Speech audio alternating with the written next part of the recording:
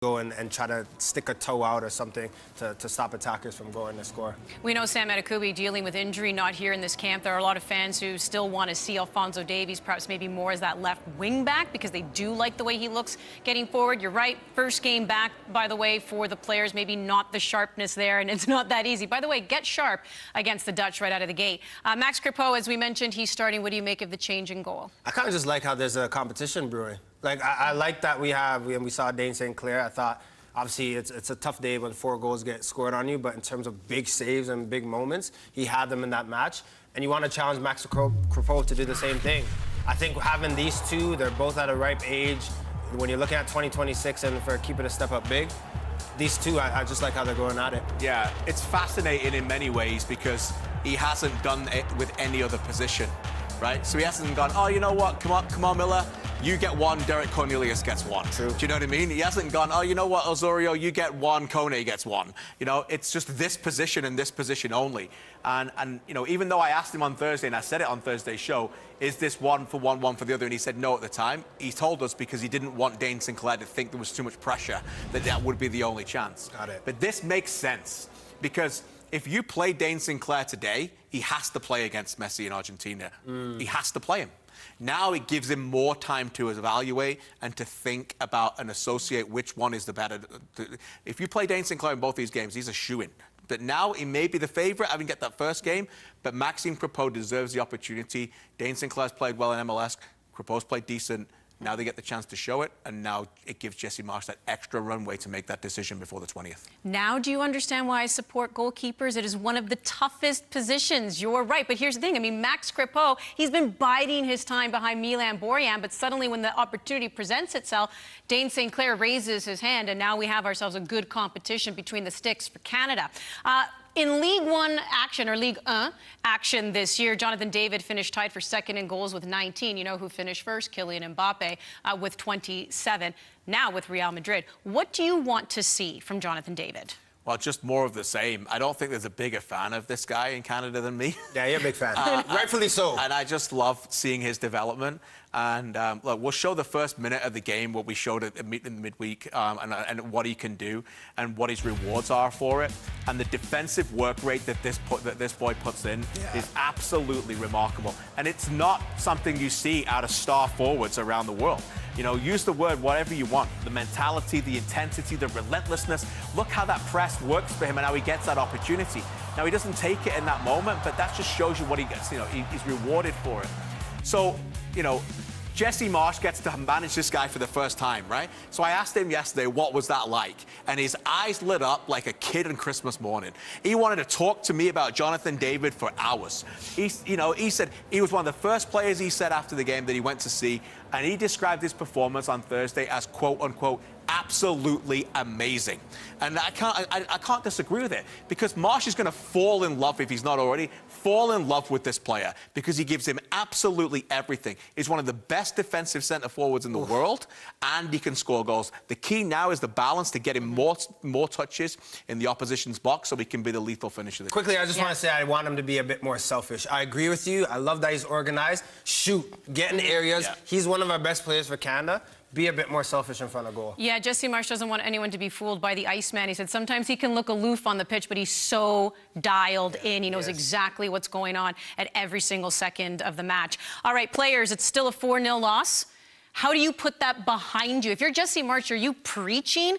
Don't look at the results, look at the little things. But as a player, how do you digest that? How do you move on? Yeah, I feel like that was an easy one to maybe brush over your shoulder. Like, the 4-0 didn't seem like a shellacking. It wasn't a game where the Dutch were just bossing it the whole time and you were basically trying to chase shadows and chase numbers. It was a game where there were margins, and through the second half, Canada was a bit more open, and the Dutch just took advantage of their prowess, the way that they know how to win. So I think if you're looking at this, you're just excited for the opportunity. You're playing the French national team in France. Like, I don't think you're thinking about Thursday. I think you're just thinking about what's next, and this is a huge opportunity ahead of them. Opportunity is the word. He's rewarded them to go again. So it's not your last memory or your last trial to try and prove to be a Canadian player. It's just playing them and getting beat 4-0 and rotating. He's given them another opportunity. So can Canada show the identity that Jesse Marsch wants to play, but show some intelligence on the field to adapt a little bit against a top-class opponent? I watched the French play Luxembourg last week. Luxembourg are not Canada. They're not as good as them. They defended well and lost 3-0. Let's see what Canada did. Jesse Marsch says, we know this is a marathon, but I need my players to play with the urgency of a sprint. And now it's another tough test for the Canadians, but it's one they relish. It's another look at the team in the Jesse Marsch era before the start of Copa America. When we return, we're off to France for kickoff. The action is next on One Soccer. Canada's men's national team on One Soccer is brought to you by Toyota. Toyota's electrified vehicles are for everyone. Every chauffeur, snack connoisseur, every scenery soaker, practical joker, every road tripper, toe dipper, every 9-to-5er, every long driver. Starting over 20 years ago with the Prius, we now have the largest lineup of electrified vehicles in Canada because this journey belongs to everyone. Degree 72-hour non-stop protection. Antiperspirant with motion sense. Tested to the limit. Degree keeps working when others stop. This is not just laundry. This is laundry that's one and done. This is the ultra-fast combo laundry machine that does both washing and drying cycles, so you can take a load off. This is cleaning large loads in about 2 hours. No more checking, no more forgetting.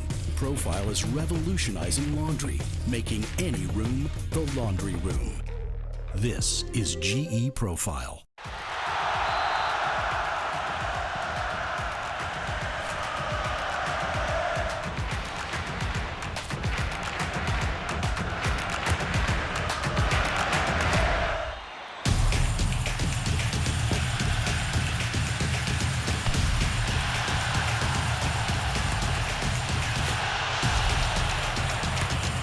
From the edge of your seat or up on your feet, let them hear you cheer. Allstate and its 900 agents proudly support Canadian soccer at every level. Visit allstate.ca.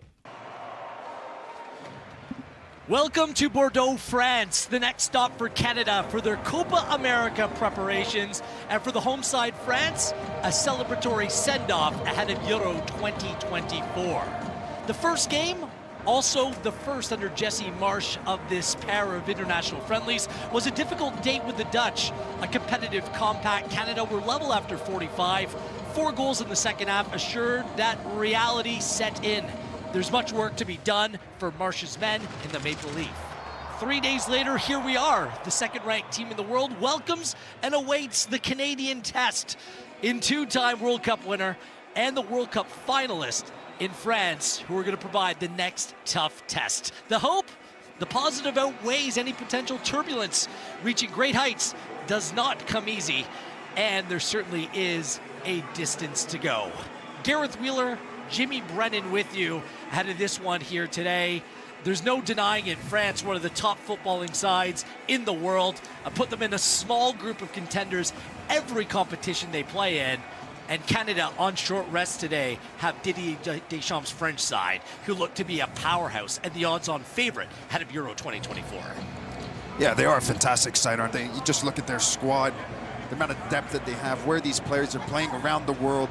They are a fascinating side to watch, and it's going to be a great test for these Canadian players. We talked about it over time now. This Canadian team needs to be playing these matches against these big powerhouse teams in order to improve, to find out where we are as a country. And I'm expecting another good test for this Canadian team today. That man right there, you saw a moment ago, Kylian Mbappe, not in the starting 11 today, but Olivier Giroud, the 37-year-old, will lead them out today. The players come in, they come out of the team, but still it's strength for strength. And in Jesse Marsch's estimation, they have top players at every position across the field, and it's hard to argue otherwise. No, absolutely. They, like I said before, they're an absolutely amazing squad. The depth that they have, they've got a fantastic coach as well, leading this French team. And again, this is a great experience for this Canadian team and another great match leading us up into this Copa America. As for Canada, they'll at least not face Mbappe from the start in this one here today.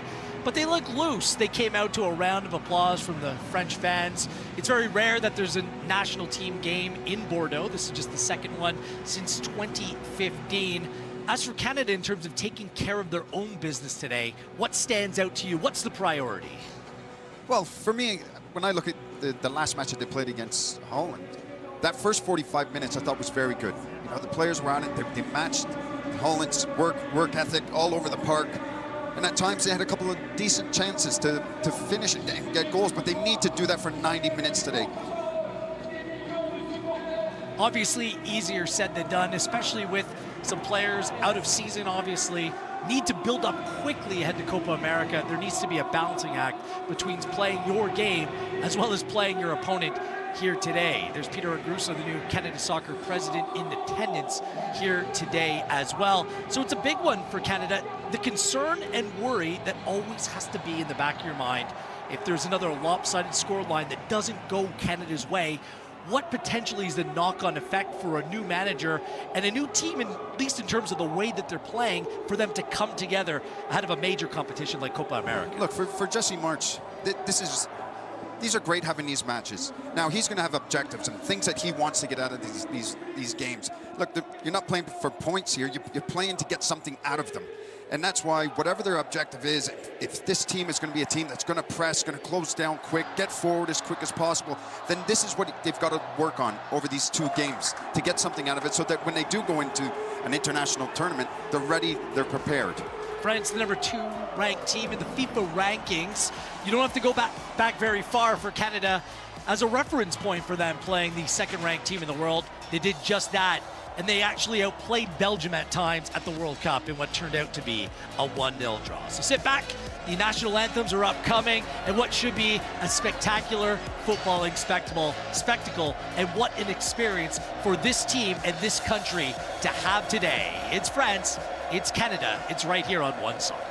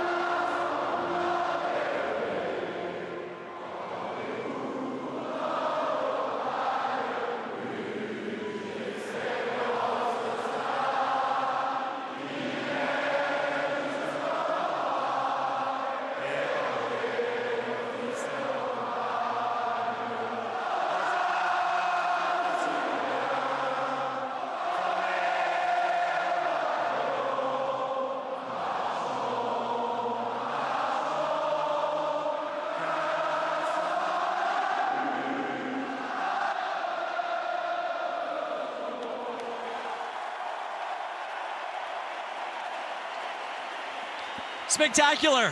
What a setting for this match. It's France, it's Canada, an international friendly. Just the second time that these two sides have met in international competition. The first, Canada's first ever World Cup game in 1986. A Jean-Pierre Papin goal in the 79th minute led France to a 1-0 victory. Canada fared well that day, and France went on to finish third in the 1986 World Cup. For Didier Deschamps, a win today would be his 100th all-time for the record-setting French manager, one of 3 men who have won both the World Cup as player and manager. 4 changes for the French side and a shift from 3 at the back to a 4 from a 3-0 win midweek over Luxembourg. Most notably, Kylian Mbappe moves to the bench. A knee contusion and abundance of caution keeps him out of the starting 11. There is the captain and all-time leading goal scorer, Olivier Giroud. He's going to lead the line. And Giroud today becomes the oldest player at 37 years of age and 8 months to earn a France cap at that age. The oldest player ever to represent France in the team. As for Canada, Jesse Marsh in his final look at what and who he has before Copa America.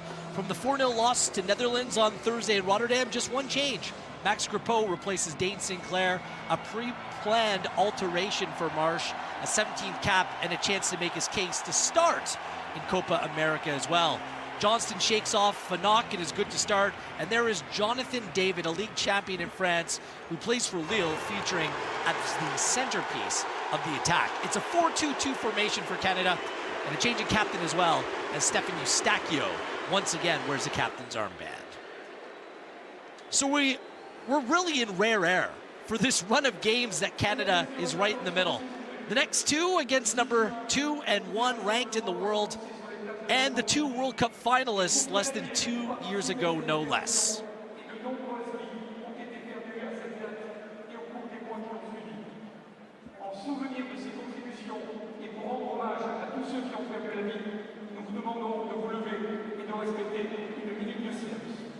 On the 6th of June, the liberation of Europe began on the beaches of Normandy. Canadian troops were involved in this operation, and many lives lost on this day and the ensuing months.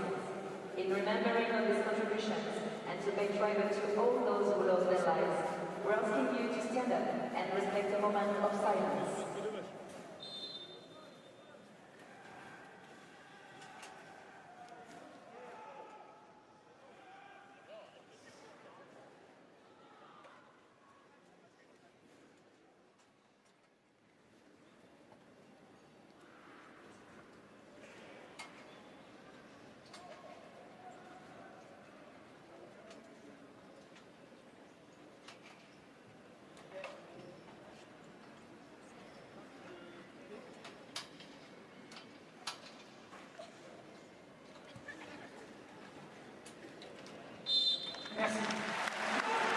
Poignant and exceptionally important. Thursday was the 80th anniversary of D-Day, where Canada and the Allied forces stormed the beaches of Normandy at great cost in order to turn the tides of World War II. In all, the day of the invasion, 381 Canadians lost their life. And Canada once again proudly wearing the poppy on the armband today, lest we forget.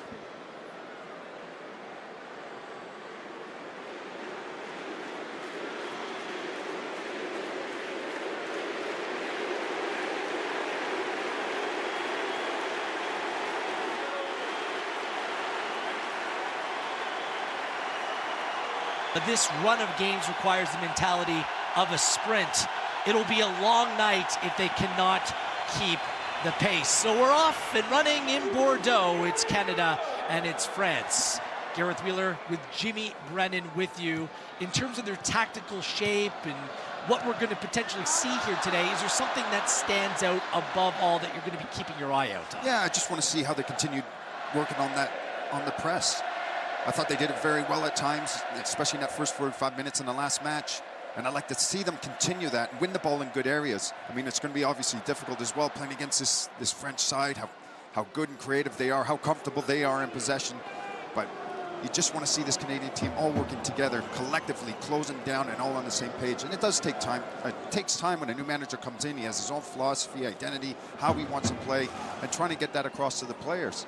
And it's difficult, I'm sure, for Jesse when you only had these players for a few days. But at least he's saw some some positives in that first match that he can work on, and obviously a few negatives that he's probably corrected over the last couple of days. But I'm expecting a good performance from these Canadians. A positive, it sounds strange, despite the 4-0 loss, the center-back partnership of Bombito and Cornelius get another run out here today. Buchanan coming down the right-hand side. He has Alistair Johnston in support at right back. Here is the Interman. Buchanan tries to play it across. That's cut down by Arsenal's William Saliba.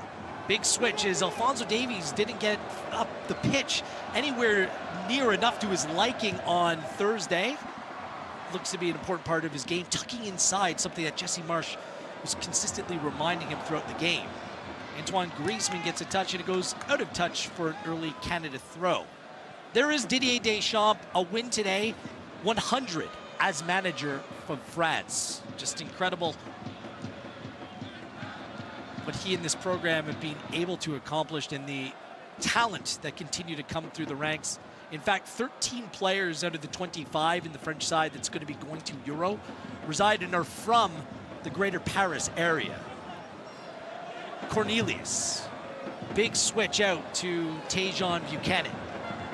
Buchanan plays that inside the 18, and Mike Magnon comes through and picks up the AC Milan goalkeeper. No problem there whatsoever. It's Eustachio and Kone more in a holding midfield role with Buchanan and Liam Miller down the right and the left, with David and Kyle Larin, the all-time leading goal scorer for this men's national team, leading the line. There is Jules Koundé. Looks like they may be playing three at the back. Upamecano to Saliba. Upamecano left the game at half-time against Luxembourg midweek. Perhaps out of precaution, he's favored over Kognate. There's Olivier Giroud, rejoining LAFC of Major League Soccer in a matter of months. Joining on a free, another big acquisition. 37 years of age and 8 months, and continues to score. There's 50-year-old Jesse Marsh, was very encouraged by the first 45 minutes his side played in Rotterdam as Liam Miller comes through and fouls the Barcelona defender in Jules Koundé.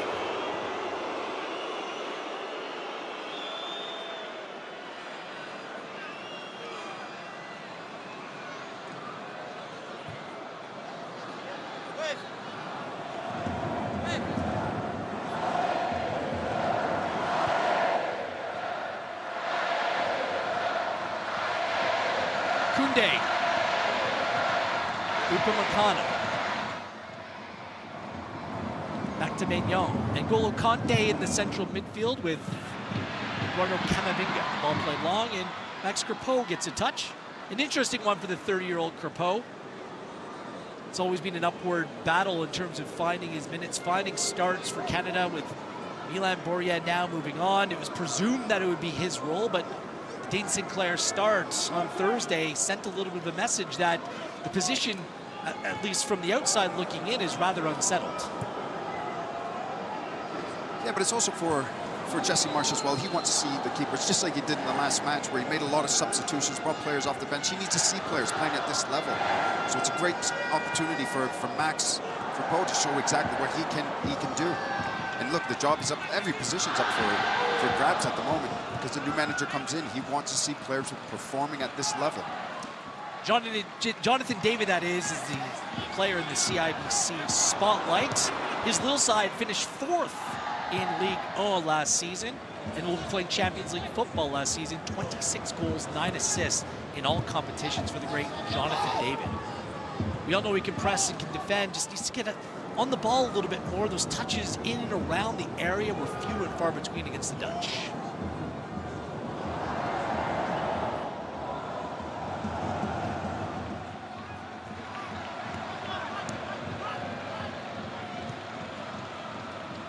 Upamecano to Saliba.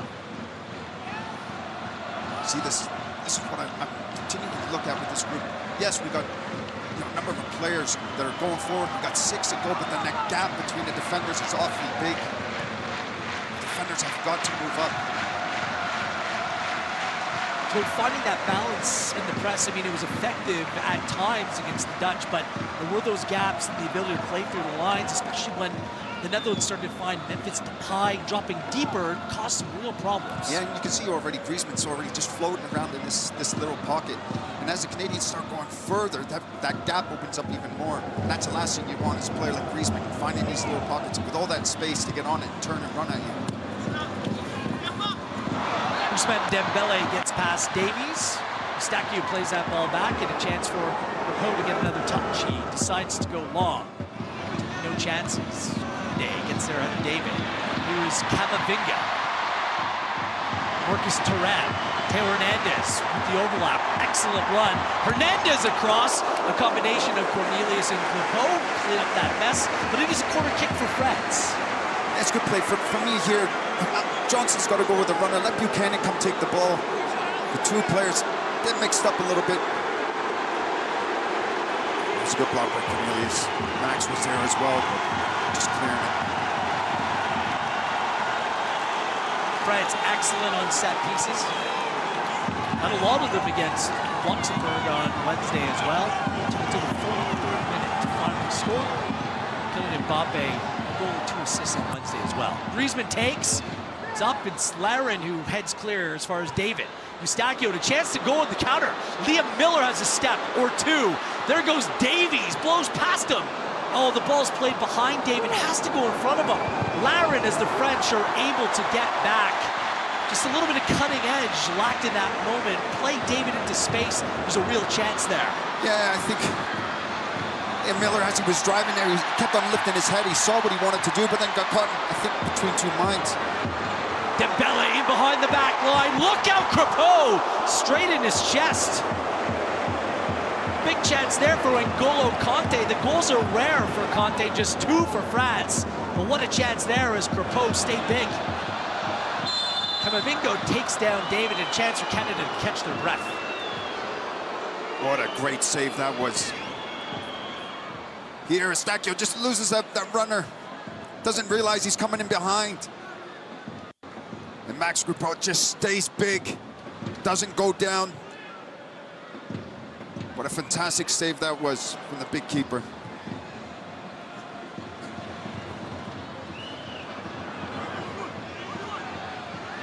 Miller to make amends. Plays that, well, no one there. Kyle Larin gives him an applause, but service needs to be better. N'Golo Kanté back in the French setup and looks to have a big impact on the upcoming Euros. It was a clever run, wasn't it? Kanté is such a great player, reads the game so well, finds the spaces, and he knows when the right moments are to get in behind and get forward. It's going to be one of those things that we're not quite sure what to expect from the players that play football in Saudi Arabia in the Euros. What a chance off the bar! It's Marcus Thuram.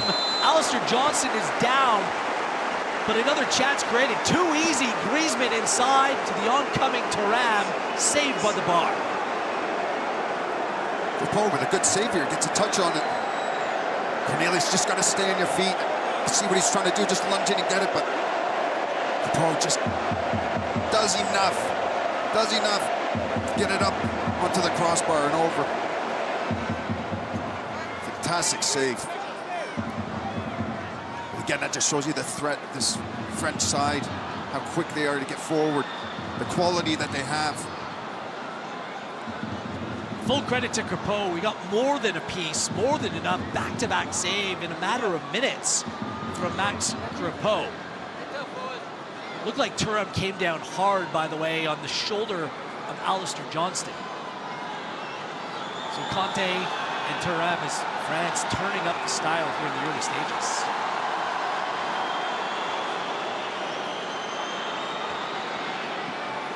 Marsh bringing the boys together just a little bit loose. The word that Marsh continued to preach to his team, and you heard Eustáquio in the press conference, match day minus one, say it as well. We need to stay compact, stay disciplined, be there to support.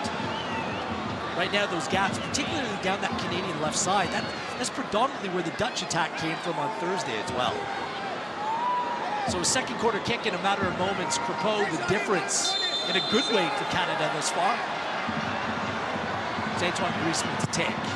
Griezmann to the far post. Hernandez hits. Nope. Doesn't come off. lot of red between Hernandez and the goal as well. A player who could have a breakout Euro 2024, the AC Milan fullback, wingback, whatever you want to call him, in Theo Hernandez.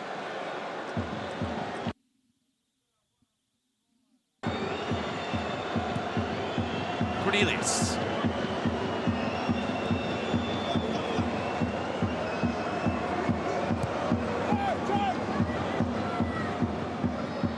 Miller. Nope.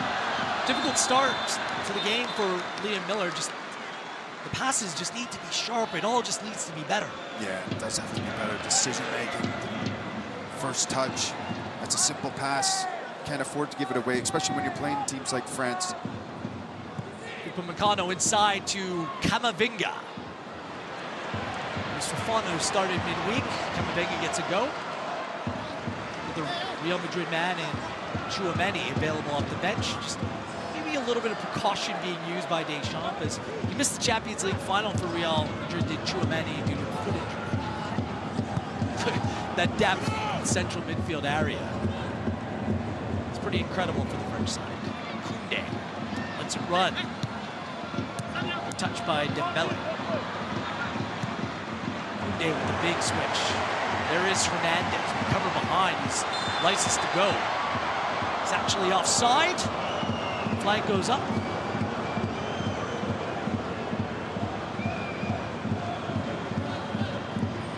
Yep. Yeah, he's offside. But you can see, I mean, at the beginning when we were talking about it, you thought France were in that 3, but Hernandez is just pushing up so high, which gives him more width.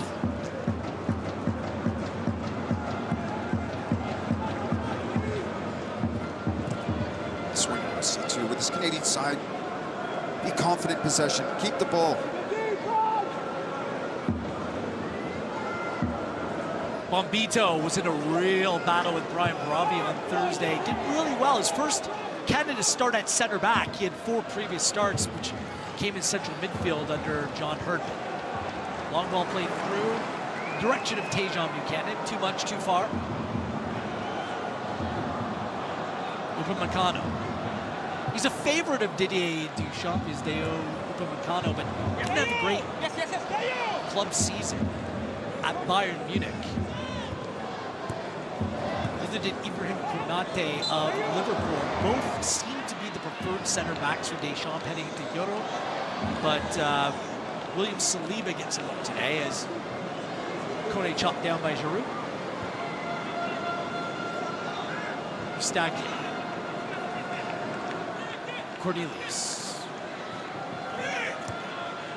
Davies. Better ball by Eustachio to Buchanan. Did come off his arm? Buchanan. Did. Hernandez with the same reaction as I. What took so long to blow the whistle? I don't know. I think everybody saw it. Touch just gets away from him, hits his arm. But it was a great ball out by Eustachio.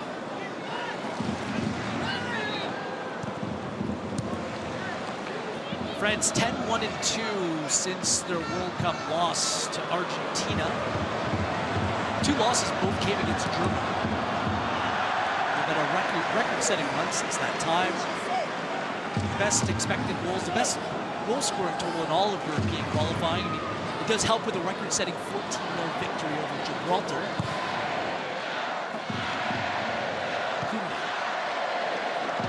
Dembele.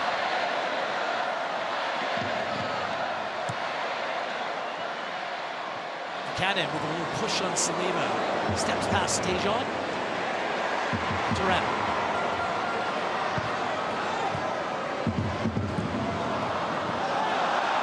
Another potential ball. Referee's going to let that go.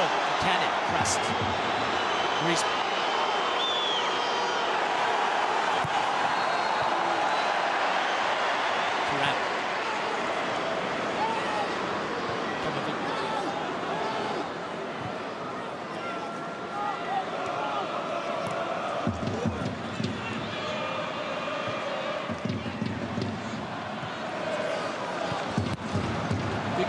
Hernandez work to do.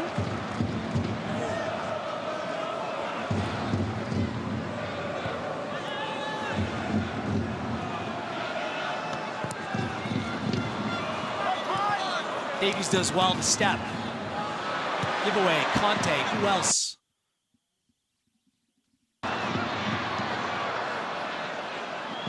Kone. Good turn. There to Miller. Davies checks for the time being. Comes to Alphonso Davies.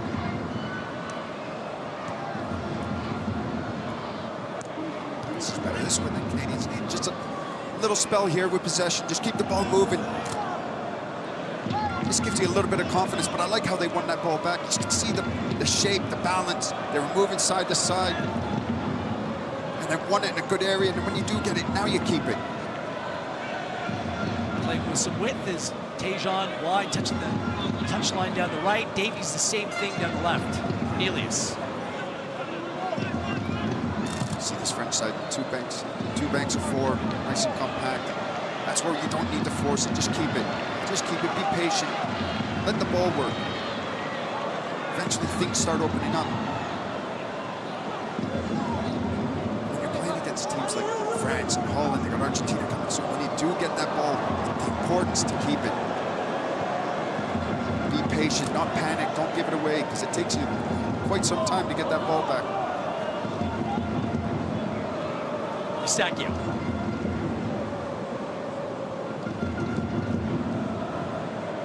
To Cornelius. Davies saying, keep it coming. Steps inside. Miller. Nope. Nothing there. Seems like France are so smart. They'll set up these little traps inside and dictate where your attack is going to go. Miller gets back. Help from Davies. Foul not given. Dembele. Look at how quick he is coming down that right-hand side. Ousmane Dembele spins inside. The talent the PSG. Griezmann hits. Crepeau. Did he get a piece? Griezmann says yes. So to have it, give it a go from distance in the 19th.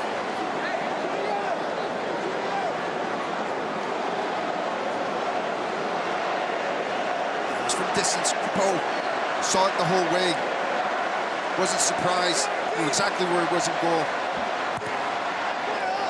Griezmann goes short with the corner. Dembele, too much space, turns, back out to Griezmann, plays it up, Crepeau with a touch, Thuram keeps it alive. Cornelius, significant intervention there. Crepeau, not the biggest goalkeeper, needed to use every inch to go and get up and get that.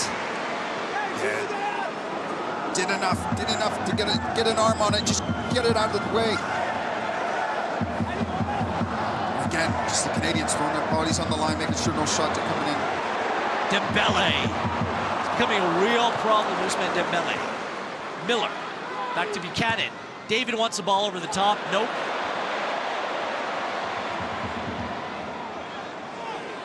Camavinga. David puts pressure, wins it back. Well done, Jonathan David. Eustachio. To David, to Davies. Alphonso Davies. Camavinga helps. Davies does well to keep it inside. Koundé, tough customer playing on the right side of defense. Few better than the Barcelona man in Jules Koundé.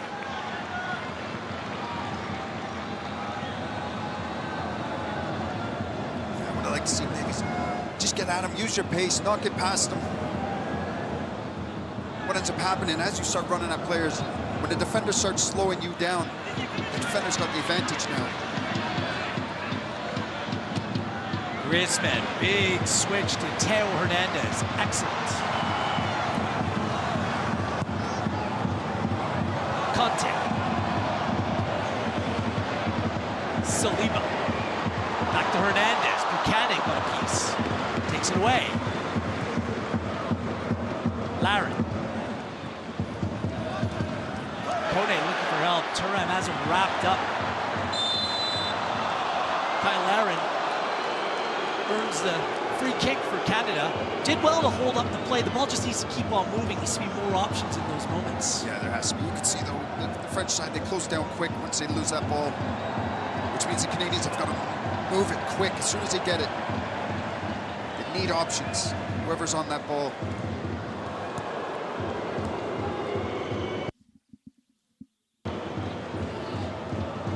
Bombito. Cornelius.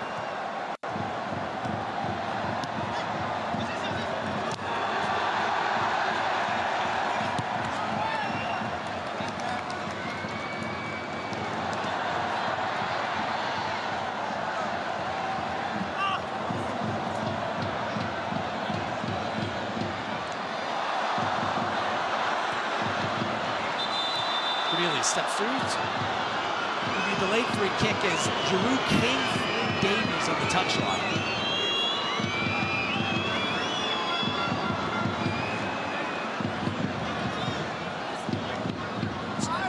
Not much there. Not a foul.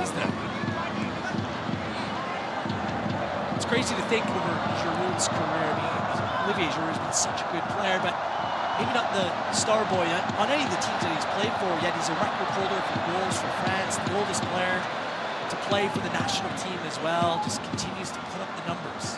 He's a legend, absolute legend. One of the best strikers in the world. He's had a wonderful career now.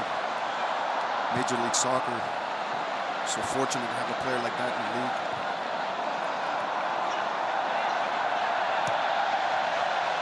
What a luxury for Deschamps. He'd love to play Mbappe down the middle for this team. Might play that way for Real Madrid as well. But when he's not good to go, you bring in a player like Olivier Giroud.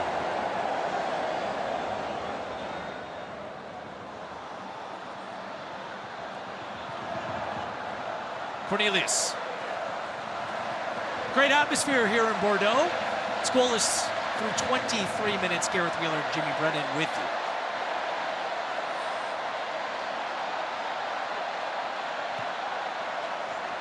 Davies between the line, that's good. Liam Miller. Miller cuts it to Davies. Davies plays it back. Who's there? Thuram gets there just ahead of Eustachio. It's one of those moments, Davies is begging you to gamble. Someone get in there. Yes, good ball. Just got to make that run. It was a great cutback. Davies caught it in an offside position. Better patience by Canada on that build, and you got the player that you want on the ball in that area in Alphonso Davies. Yeah, it started with Liam Miller, just being comfortable on the ball, seeing a run, perfectly weighted pass. This is what you want to see too with the Canadian side when they do get on the ball.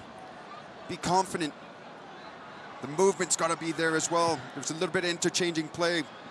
Liam Miller came back into that left back position. Fonzie ended up going inside. Turner now offside.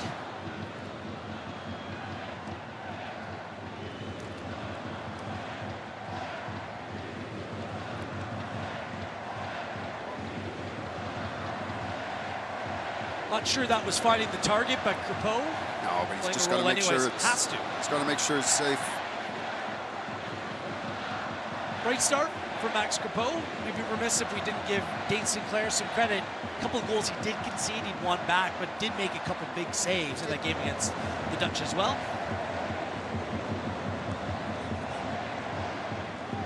Tom McGill, under 23, right player, is the other goalkeeper in the Canada camp. It's not to say there can be, and maybe, changes ahead of Copa America. It all starts June 20th. Canada against Argentina, Mercedes-Benz Stadium in Atlanta. Laren, well done again. Kone, big switch to Davies. Heavy touch, Davies gets there.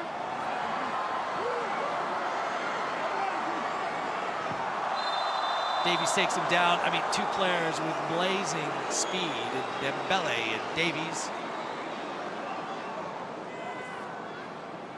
Good little touch, a little bit heavy, but he's quick enough to get that ball back.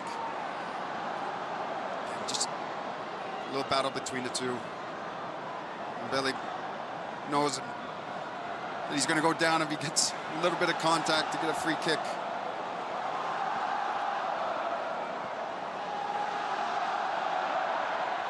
Be a shame if we don't get to see Mbappe go up against this Canada backline at some point today. I mean, it's all about the Euro preparation. Johnson slides through, look out, what's behind Bombito? Critical for him to pick up the ball. Mbappe, 12 goals in 14 World Cup games. He's never scored a goal in the Euro. Mind you, he's played only 4 games, but still yet to open his account in that tournament. Speaking of the French strength, they've reached the final in 6 of their last 12 major tournaments dating back to the 1998 World Cup. And they've done it in 3 of their last 4 competitions as well. Laren lays it off for Buchanan. Tejan cuts inside, closed down by Camavinga. Kone, Stacchio. There's room to the left, they go there. Miller. Koundé just doesn't move, didn't take the bait. Davies.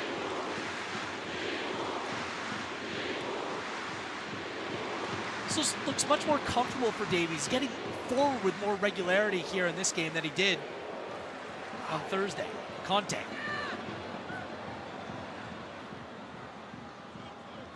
missed the last World Cup. He was out through injury.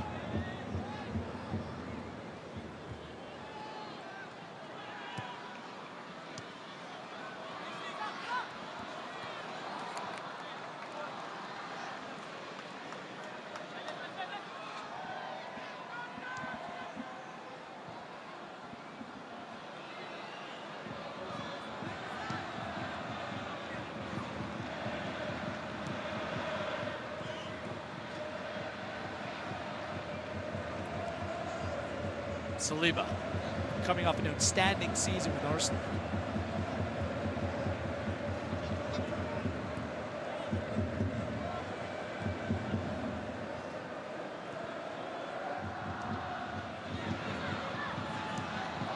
Through the legs of Miller. Dembele, switch.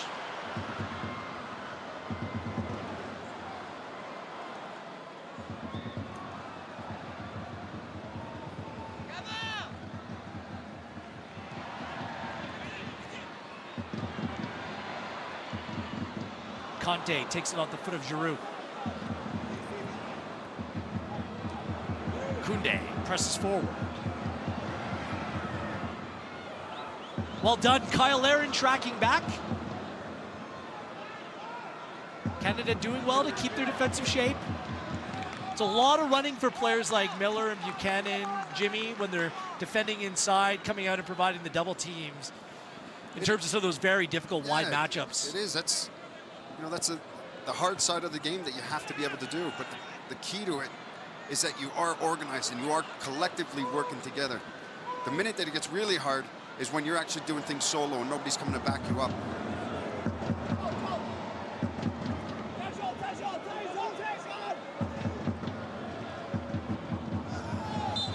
David earns a Canada free kick. But I like what I'm seeing with this Canadian side as well. Just their movement, how they're staying compact, working as a group, not panicking. And when you're playing against teams like France and Holland, you've got to be comfortable in defending. And don't get frustrated because you know they're going to have some possession. But when you do get it, this Canadian team, this is where they've got to keep it. This is your breather now as well at times. When they drop off, keep the ball. So we get the heart rate down too. Canada back to Johnston, who won another double in Scotland with the league and the Scottish Cup. Celtic, well done. Miller playing between the lines, comes to it. It's Liam Miller. Settled into this match after a little bit of a nervy first 10 minutes. Eustachio opens up for him. Ismail Kone! A chance for Ismail Kone, just couldn't put it on target. Better from Canada. Yeah, that all starts with Liam Miller just finding the space, breaking the lines, driving forward. You can see what Kone's trying to do. He wants to wrap it into that far corner, but he just couldn't get his hips around it. Didn't connect the way that he wanted to, but it was positive play. 4 goals in 42 games for Watford in all competitions for Ismail Kone this past season. Here we go again, Dembele and Davies. Miller. We'll see where his future takes him. Was a loan at Preston North End from Basel in Switzerland. Potential summer move could be in his future. Johnston, Buchanan. Earns a free kick. I mean, not the first time Giroud's being right in the middle of it. You know, the other player as well that could be getting a big move soon is Derek Cornelius. I've been very impressed with his play, just how composed he is on the ball, knows when to slow it down, can find those holes, play good firm passes forward. And I like the way that he defends, nice and aggressive. He's showcasing himself very well, especially in that Dutch match, and again tonight. There he is, Cornelius to David. Brilliant. Brings the ball down. Davies. It's a step on Upamecano, his Bayern Munich teammate. No one there, but Hernandez. Giroud knocks it on. Canada starting to ask a few questions. Bombito.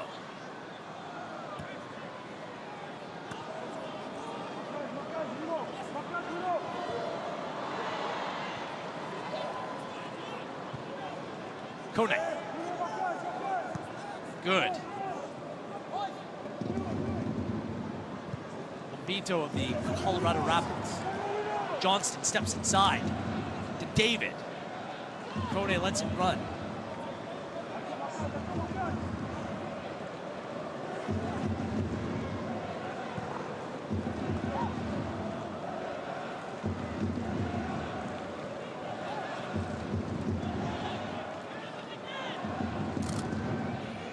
Davies.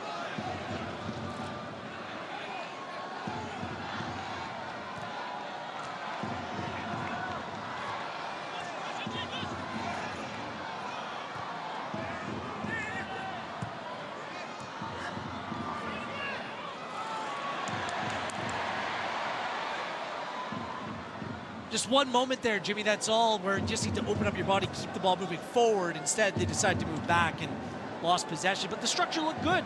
There's balance in the attack. Dembele, Davies gives him the touchline, he takes it.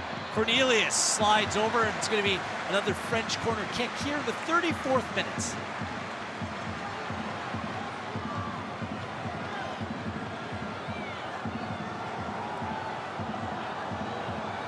Cornelius right in the middle of his season with Swedish side Malmo.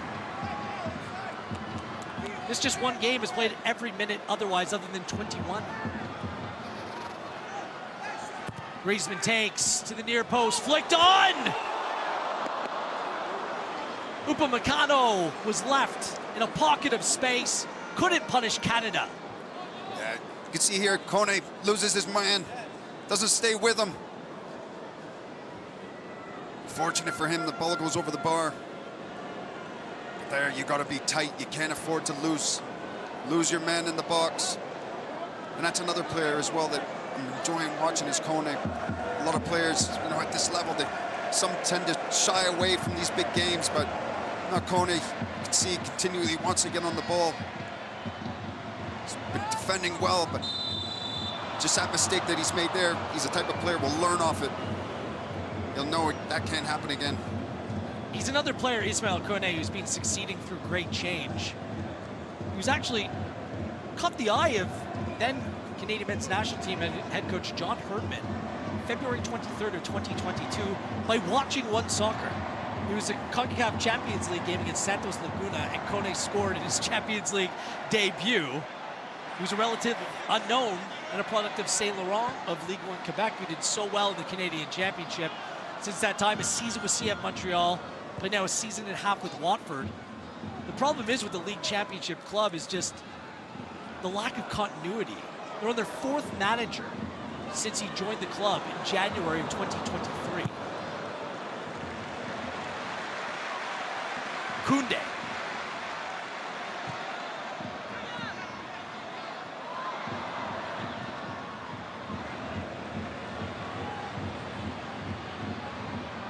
Johnston comes right through. That's a foul, no doubt. And Johnston's going to go into the book. Caution for Alistair Johnston in the 36th minute.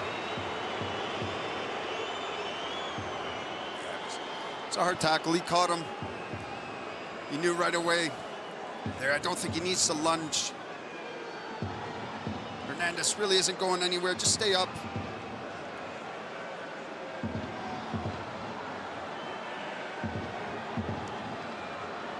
Now going back to what you were saying about Coney and John Herdman watching, that's why, you know, when you're playing these matches, friendlies, league matches, you've got to play it like it's your last game, because you never know who's watching.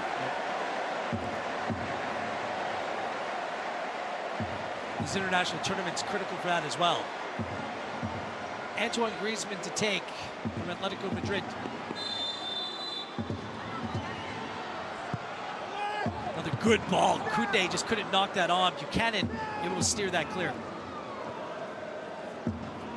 6 shots on target for France, or 6 shots I should say 3 on target for France, and 3 nice saves by Max Crepeau, helping Canada get out of jail. It's goalless. The 2 best chances came in a 2-minute span between the 8th and the 10th minute. Other than that, Canada's done well. They've hung in here in the first half. Dembele's wide. It's for the Canadians. The defensive line, they've got to get up. Creating a big gap between the defenders and the midfielders. Griezmann's checks. Comes from an offside position. He does.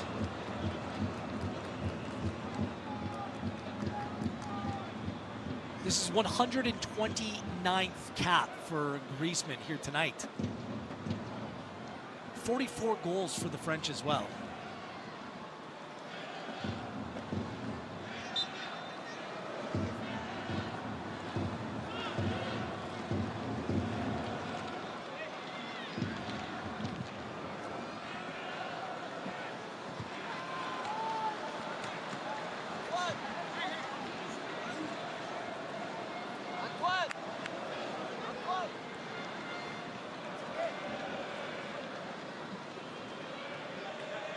Canada with more possession as of right now, on 54%. Completed 91% of their passing as well.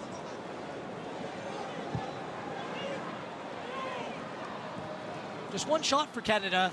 They failed to test Mike Maignan. As of yet. Griezmann. Conte. Eustachio doing well to track both. Kone, foul. And Camavinga goes into the book in the 39th. Some say, I didn't touch him.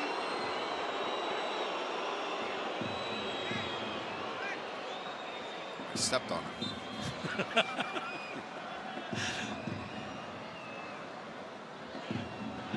Nonetheless, a yellow card for Eduardo Camavinga.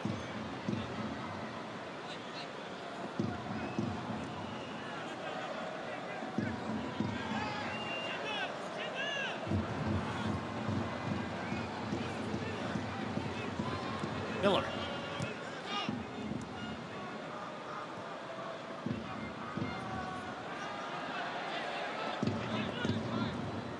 Eustachio.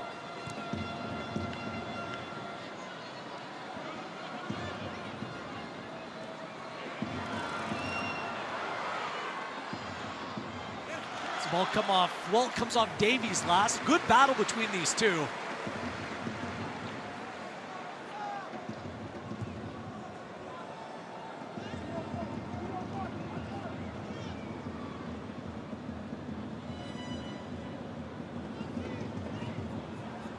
Appreciate the effort of Davies, and another player potentially playing to catch the eye. This question still revolves around the future of Alphonso Davies. 1 year left on his Bayern Munich deal, and of course, he's been heavily linked to Real Madrid. By the way, the starting left back for Real Madrid, Ferland Mendy, is available off the bench for the French side as well. And a whole cast of characters. Champions League winning Real Madrid side, part of this French side as well. for Miller.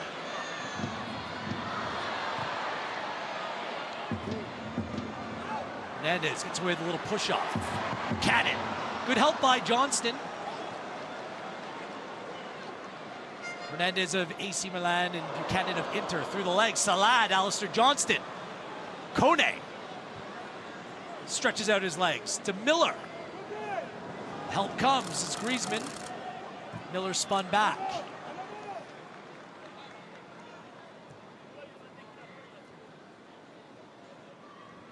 Johnston. Johnston was a little bit of a doubt out of this one. Had to leave the game prematurely. Left early in the second half with a little bit of a knock. Showing no ill effects here thus far in this one. Though it's a friendly, you just don't want to miss out on an occasion like this. No, you don't want to miss any opportunity. Playing with the national team, playing against teams like France and Holland, Argentina, you want to make sure that you're playing every single match that you can. And the thing is, too, as a professional footballer, you never play a match where you feel 100%. You've always got niggles.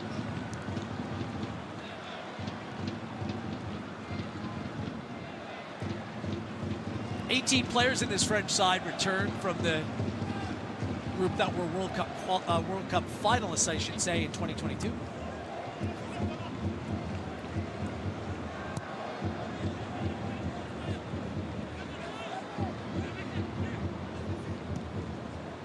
Davies. Jonathan David's checking less. He's trying to play off the back line just a little bit more. Good run inside, not rewarded. Kone keeps it moving. To the right, Johnston. Buchanan. Comes off Hernandez, and a Canada corner kick is upcoming here in the 44th minute. First of the game. That's when I like Buchanan, when he's like that, taking players on, getting down the line, using your pace. Just out alone with a wide player. When you get on that ball and you can square up to the defender, take him on.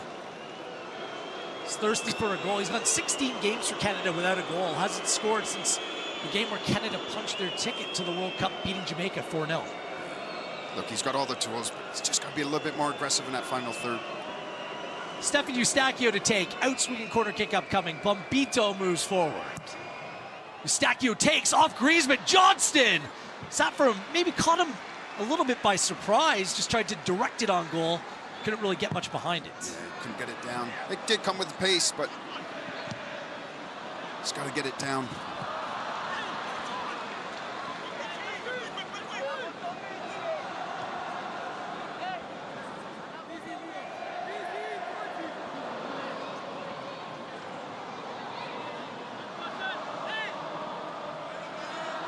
It's a big tournament for Mbappe, obviously, for France, but individually speaking, right in that Ballon d'Or conversation with Jude Bellingham of England and Vinicius Jr. potentially of Brazil. You think that maybe perhaps how those countries fare in the respective international competitions may actually go a long way to determining who comes away with the world's top player.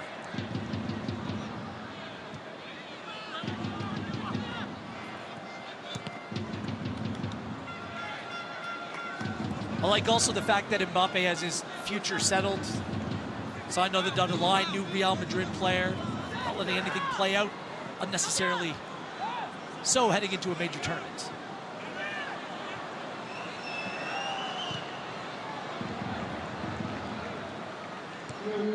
Just 1 minute of time to be added. Miller. Canada creates. Laren had a chance in the 45th in the Dutch. Against the Dutch in Rotterdam on Thursday. Cannon, good bit of pace. Hernandez takes him down. Nothing given. Assistant referee had a good view as well.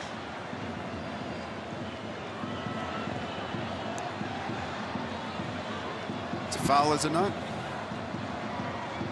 And again, I like that Buchanan just taking them on. That's what you want with your wide players. Getting flashback, this all seems very similar to Thursday.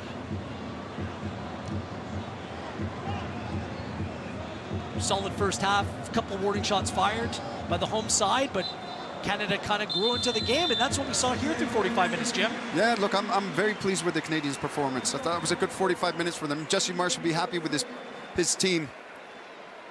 Now you just want to see that again in the second half, another 45 minutes. After the 4-0 Thursday, I mean, this is what the doctor ordered. Max Crepeau played a big role in it, coming up with big saves. The one on Conte, spectacular. But we're goalless in Bordeaux through 45 minutes. It's France 0, Canada 0.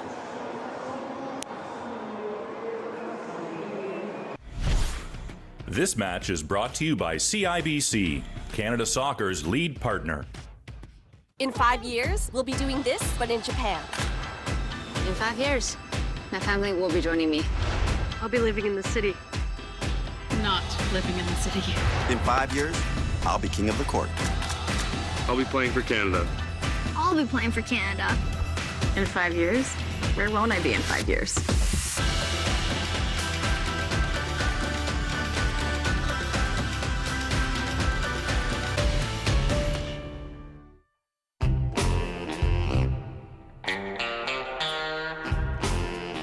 This ultimate mouth-watering moment is brought to you by the big, bold, ultimate taste of Ultimate Chicken Hot Dogs, only from Maple Lodge Farms.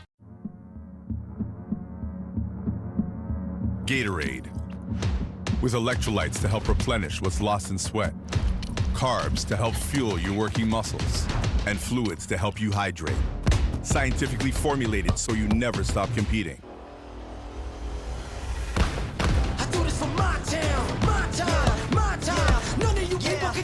Rehydrate, replenish, refuel. Gatorade. Toyota's electrified vehicles are for everyone.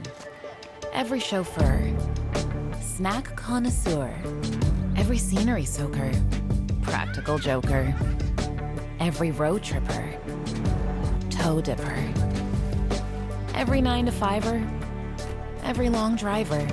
Starting over 20 years ago with the Prius, we now have the largest lineup of electrified vehicles in Canada because this journey belongs to everyone. Canada's men's national team on One Soccer is brought to you by Toyota.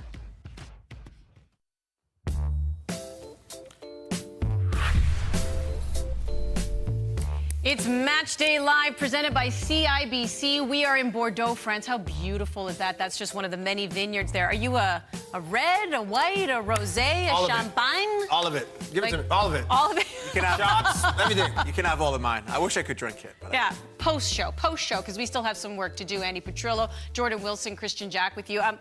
Here we go again. Just like the Dutch, no goals scored inside the first 45. What do you make of Canada's performance? I think it's been good.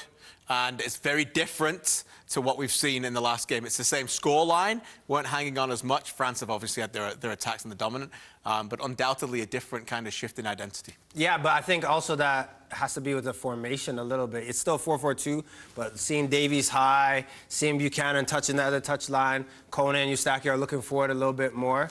I think that's what's added to that positive half for Canada. Having said that, the Canadians were busy in that first half. France had some pretty solid chances. They were busy, and Max Crepeau, he had his work cut out for him, and very early as well, KJ.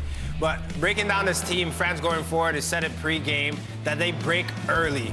Winning the ball here, Koundé plays Camavinga, one thing on his mind to go forward. As it plays, John said for me should just fall there.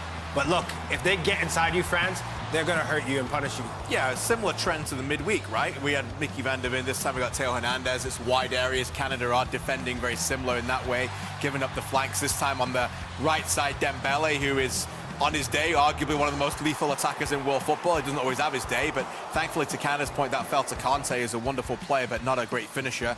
And Crepeau does well to stand up. Griezmann, as Jimmy mentioned in commentary, is really enjoying this wide area on the right-hand side. It's become a big challenge. It's a great ball in, and that's a fantastic save. I'm going to name that the save of the match right now. I don't care what else comes. That's the save of the game, Jordan. And, you know, look, this was, I think, at the time, about 25 minutes into the game where it looked like Canada were getting deeper and deeper, and they were really on the ropes, but thankfully they were able to survive. They were on the ropes, and what France was doing really well was moving Canada's back line. making sure that they had players and drilled them out of position. You see Cornelius on the touchline as a center back. You typically don't want to be out there. That's where you want your Davies to be, or your Johnston. You don't want to be that big center half touching the touchline because you're just so insecure in that moment. And France, if they can get in behind you, they're gonna punish you. Alphonso Davies looked way more involved offensively in this match than he did against the Dutch. Yeah, so let's break it down. What have we seen? He was barely involved at all as an attacking player in that first half down the left-hand side in Rotterdam, but there's some noticeable differences in this game already. And we're going to see here, you can see him and Liam Miller, the way they're working together. And I want to pause it in a second. Just wait. You can just see right there. Here's Alphonso Davies. He's giving clear instruction to Liam Miller, pointing, saying, you stay right there. And this is what Jesse Marsh has talked about, is getting Alphonso Davies inside and dangerous. Keeping Liam Miller, who's a right-sided player, keep that in mind, not Schaffelberg, who would hug the touchline. Play it through, and I'm going to see. Now you get the opportunity to do what Davies does well. And he's very good in tight situations with 2 feet. So now you can get him in those areas, you pause it there, receives it on the right, and now he has the ability to play out. And look at that, the attack there. They're all drawn to him, and in particular, Koundé is a right back. He's drawn to Davies, and he's happy to leave Miller in this space. And he's going to remember this play for the next play. Play it through, and you can see what happens. Davies now has the ability to get the ball out of his feet quick, get Miller there, a one-on-one with Koundé, and now you've got a situation where Davies is inside in this position where they want him more, rather than this one-on-one situation that Miller's going. Play it through, Miller versus Koundé. This is important. And then Davies is there and gets the ability to get into that space, and a great cutback because Camavinga follows him in and not Koundé, the defensive midfielder. Same again in this situation. You're going to pause it there. Miller has already pointed out he's receiving the ball here. Just seconds before that, he points out to Davies. His eye is already out here. Koundé now knows both these two are working together. A right-footed player inside and a left back who's hugging the touchline. Yes. So now he's confused. His mind's in 2 places at once, Jordan. Play the ball through. And at this point, when Miller receives it, right-footed, not left, he drives his right foot and then puts his finger up. And look at the space. That's where he wants Davies to go in. Yeah. Because at that moment, you've got them. And he can't play that pass until he sees Davies go at Koundé. Right. He's baiting him. That point But look at Koundé's position. He doesn't know whether to twist or stick at that moment. He has to run back, right? But that gap between Koundé and Macano, you have to go and run. But I love that movement between those two. And that's been the success and bright spark for Canada in this first half. It creates some opening and it creates a chance inside because suddenly you're creating the overlap. And that's why Liam Miller's playing in that position as an inverted 10 because he's right-footed and he's not hugging the touchline. Yes. And then you give the right-back opposition to think 2 times who's coming in different ways, overlaps. Exactly, and that's exactly the point I would want to make is anytime you give a right back, do you stay or do you go? You have to make a split-second decision. Koundé does a right decision by not going. Yeah. If he does go, Canada off to the races. Liam Miller or Alphonso Davies are running into the box, and that's just not what France would want. Big change, though, from Thursday. Yeah, you can already notice in just a few days exactly how the Canadians have adapted to the way Jesse Marsh wants them to play. Well, this is just the first of a few games that we actually have on the platform today. Coming up after Canada-France, we will have York United, Vancouver FC.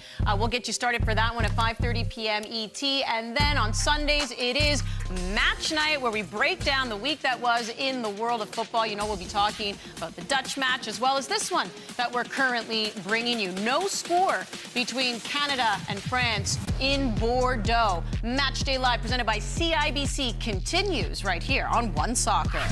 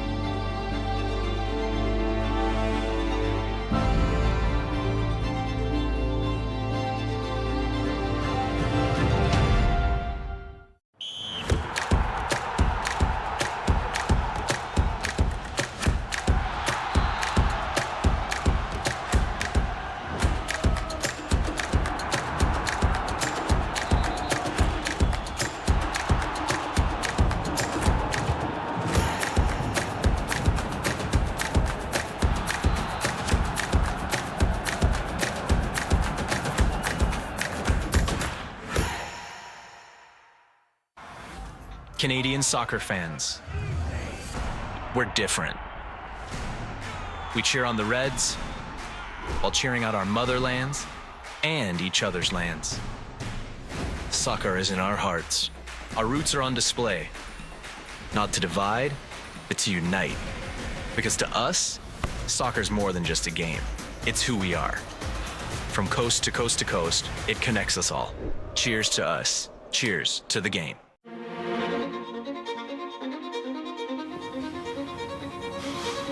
Do we really have any choice at all? Everyone has a choice, and every choice has a consequence. Which do you choose? Life's full of tough choices, isn't it? How do you choose?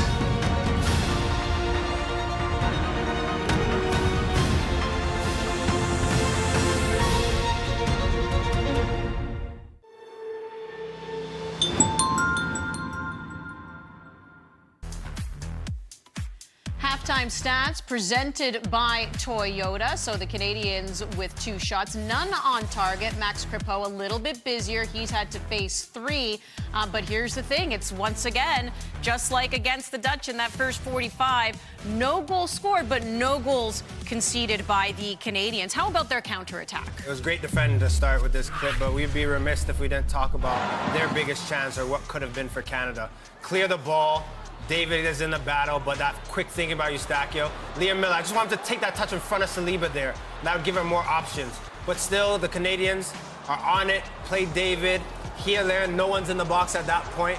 But just how quickly Canada can break. We talk about France, KJ, and how good they are, but Canada has that as well. That's their upside in their game. Yeah, you got to take those opportunities, Got right? to. They're the moments where, you can get the imbalance in the French with the set piece. But look, I think the next 15 minutes are going to be really crucial. We saw that 1 goal led to 2, that led to 3 very quickly on Thursday. Canada have been very good so far, and I think that'll be the message, just to keep that levels of concentration up.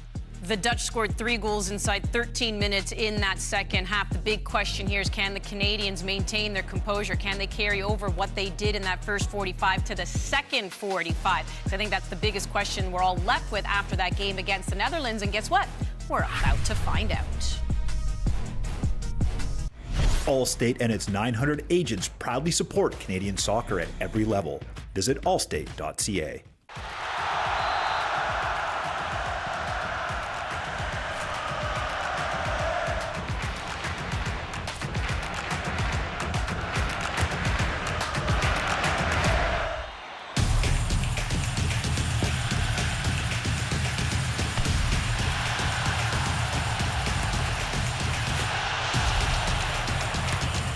From the edge of your seat or up on your feet, let them hear you cheer.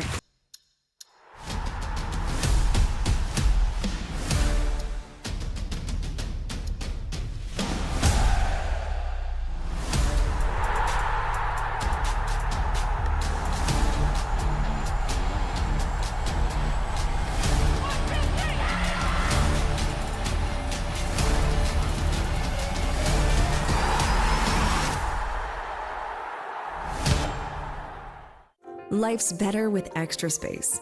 Space for family. Space for memories. Space for you. Try 4 weeks free. Access Storage, proud partner of Canada Soccer. In 5 years, we'll be doing this, but in Japan. In 5 years, my family will be joining me. I'll be living in the city. Not living in the city. In 5 years, I'll be king of the court. I'll be playing for Canada.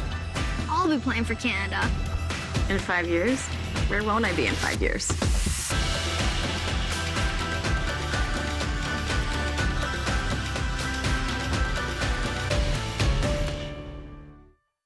CanadaSoccerStore.com is the official home for the widest range of Canada Soccer licensed product, match jerseys, and fanwear.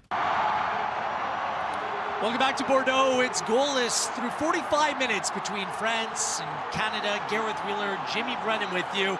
The exact same spot we were in 4 days ago in Rotterdam against the Dutch. We all know how that one ended, but the starting 11 has been impressive. I think they've potentially answered some more questions that Jesse Marsh may have had. What do you want to see continue on to play out here in the second half? Continue what you're doing. I thought it was a very good first half by the Canadians. They were comfortable in possession. They created opportunities. They were attacking in numbers. I thought it was a solid performance. And for me, I'm looking at this starting 11, and if I'm Jesse Marsh, I want to ride them as long as I can, because the more minutes that they can play together, the better off it is. We'll see what changes, if any, are made through 45. There doesn't appear to be any change. And building towards that match against Argentina on June 20th. You don't have much time. You want this group to have as much time together as possible in order to continue to build these relationships. And there's been some real positives about this group as well. No, you're absolutely right. The more minutes that they end up playing together, the more they start to trust one another. They start to become more in sync, and you can even see down the left side. I thought Miller was great. First 10 minutes, you know, struggled a little bit, but then he found his rhythm. And I thought he had an excellent first half, but his movement as well, where he's coming inside, opening up that runway for Fonzie to get a little bit higher up the pitch. And that goes back to the more you end up playing with one another, the more you start trusting each other and you learn each other's habits. And Estechio and Coney, for me, in the middle of the park have been brilliant. Just the one change that's going to come from the home side. It's Ferland Mendy, the left back for Real Madrid, coming into the game, replacing Theo Hernandez. Mendy, not as adventurous as Hernandez is going forward, but steady as they come. And interestingly enough, if Davies does have an eye on a move to Real Madrid, that's a player who plays in his position, Jimmy. Yeah, exactly. Mendy, one of those unsung heroes for the Champions League and La Liga winning side. So we're off. It's the second half. Gareth Wheeler, Jimmy Brennan with you.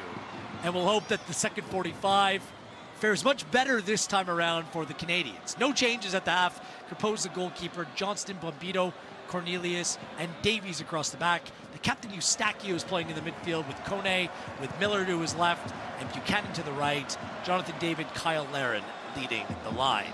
Saliba to Mendy, his first touch. Goes inside to Thuram. Had the best chance of the game, forcing an outstanding save of Max Crepeau in the 10th minute. Mignon's the goalkeeper, Saliba and Upamecano playing with Koundé to the right. Now Mendy across the back. Conte and Camavinga are the midfield, with Griezmann just in front, Thuram down the left. Ousmane Dembele has been dynamic down the right, and the captain Olivier Giroud leading the line. Thuram turns Bombito. Marcus Thuram plays it across. Crepeau doesn't catch that clean. Look out, trouble. Canada dodges another bullet. Liam Miller as Canada gallivant the other way. Miller off the bar! Liam Miller out of almost nowhere. Canada back on it. Miller beat Magnon, just couldn't beat the bar.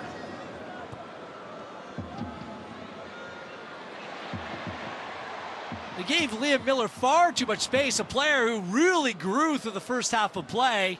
Canada's best chance. Oh, was it ever.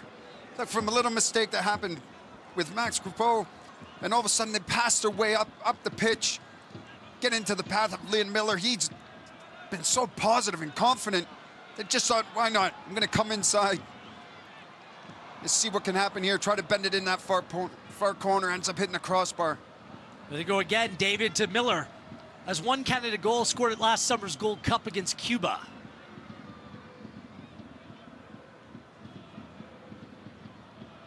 Well done by Liam. Was taken off at halftime against the Netherlands, but Marsh said he was really happy with the way that he played. It was more about trying to give Jacob Schaffelberg a run out than anything that Miller did wrong. Yeah, absolutely. Look, here he is. Look at, I love that. Look how positive he is. Just knows, I'm going to get this on my right foot. Space is opened up just enough. He only needs half a yard there. Connects perfectly. Beats the keeper. But couldn't beat the crossbar. I mean, that's Canada at their dynamic best, isn't it? It's a team they know if they defend resolutely, they can create chances. Sometimes out of nothing. Kone, good run inside the 18, steps out to Alphonso Davies. Kone was excellent in the first half. Miller takes the line.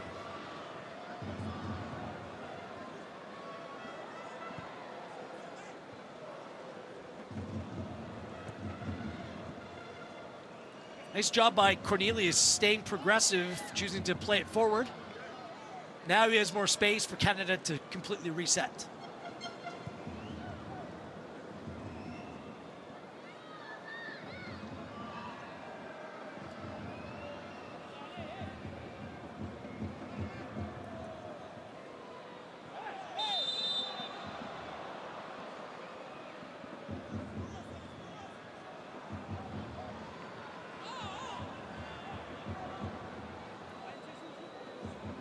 Eustachio called for handling it. Looked like he was fouled originally by Conte.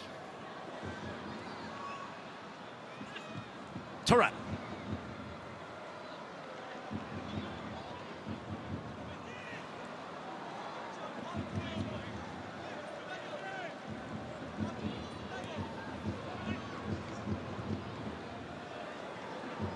Dembele. Davies gets a piece, takes down Dembele.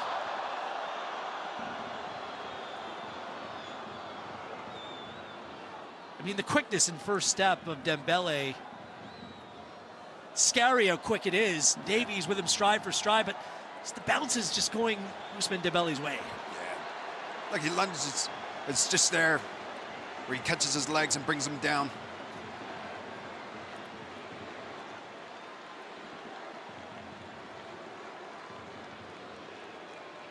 It's Griezmann again. Canada needs to stay sharp defending these set pieces.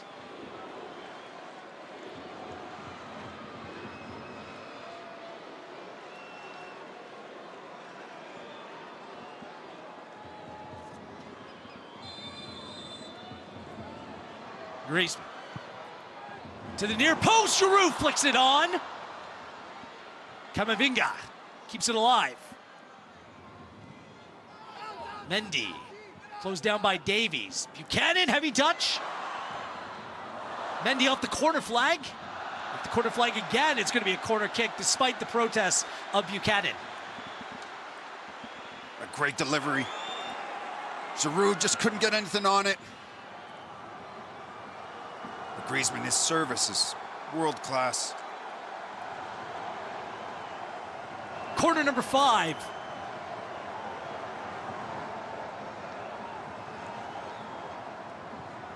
Griezmann again. Ball flicked on, that time by Bombito. Dembele. Tried to play it inside to Saliba. Conte steps through. Upamecano.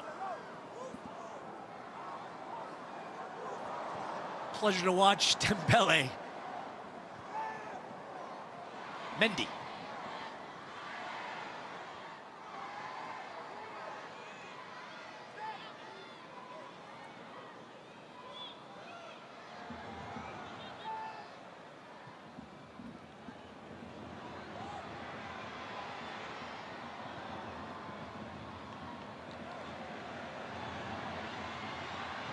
Dembele closed down by Davies. Koundé back in the area. Griezmann in a pocket of space.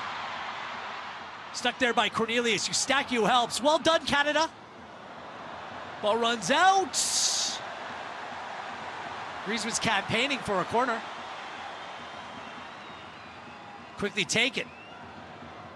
Ball played over the top. Giroud was there. Clash of heads between Johnston and the Canadian right back takes the worst of it. All came from a quick corner kick taken as Griezmann didn't give the referee any time to make a decision. They made it for him. For me, this is good defending. Look at Cornelius, eyes on the ball.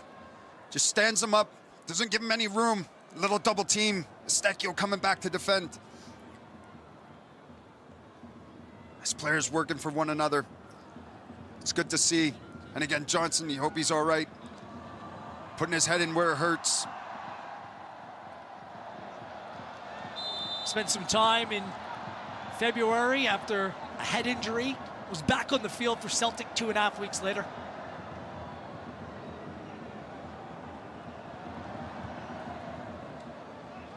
Jonathan David salivating at the chance to find the back of the net. If he would be better in goal scoring in Liga in recent years, his 4 seasons in Liga, 13, 15, 24, and 19 for Jonathan David.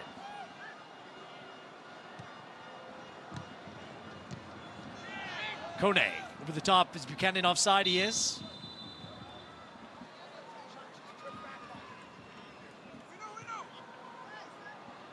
Just.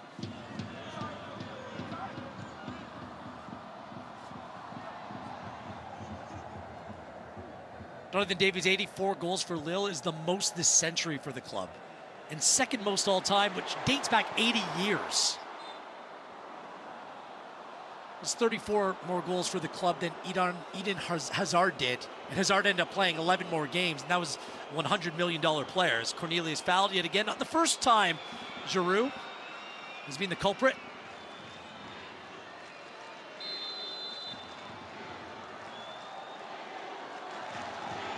Cornelius from Ajax, Ontario. He's been brilliant tonight. Really enjoying watching the way that he plays. Reads the game so well.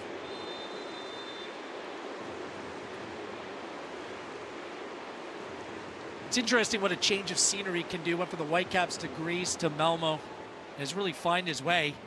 He played just one World Cup qualifying game, did Derek Cornelius, in a goalless draw against Jamaica in Kingston. And only 4 starts since before this window. Griezmann plays it through. Johnson needs to get on his bike. Marcus Thuram. Thuram inside. Good help defending by Bombito and Eustachio. Conte. Kone slides through. Excellent work rate by Canada. They're back in numbers. Looping ball over the top. Buchanan needs to be careful. Griezmann smashes that across. Dembele! Crepeau got a big piece of that with Giroud right in front. Another corner kick. Griezmann, he knows he can't get it, so he drops off, expecting Buchanan just to try to flick it out. And here, Crepeau, again, nice and brave. Another good save.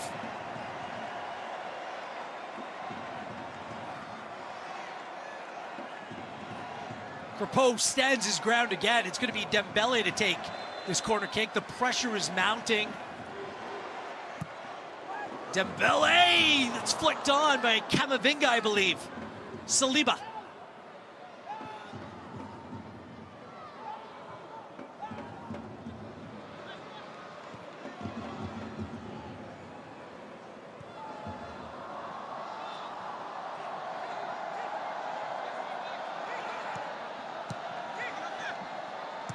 Canada have done a much better job tonight taking away those half spaces.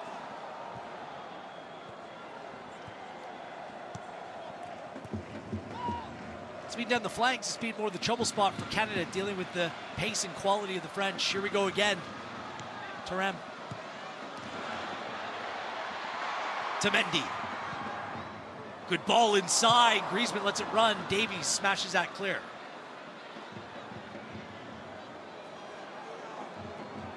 Feel like Canada desperate just to maintain possession just a little bit to take the sting out of this one. Yeah, they are. Look, we said it before, there's going to be spells in this match. And good spells that the French are going to have possession and moving the ball. But again, it's up to the Canadians not to panic, be comfortable defending. And they have been. And I like it when they do lose it. You can see the amount of red shirts that are all coming back to defend and help one another.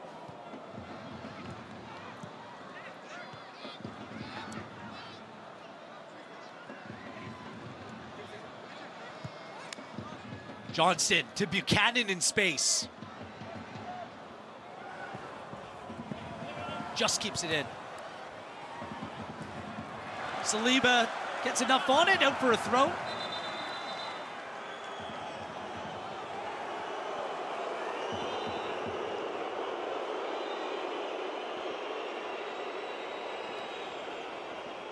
Oof. Saliba, he knows what he's doing, just dragging his leg, letting him know he's there.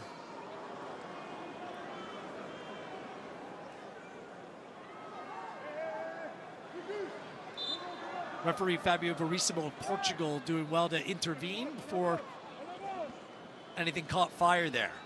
VAR is being used here tonight. Kone across! Laren was lurking. It's a teasing ball across, wasn't it? Lauren was just on the wrong side of Saliba. Kone's been excellent. A real battle against some top-class players in the midfield. Giroud. Kone stuck it again, wins it. Buchanan, 1v2. Mendy.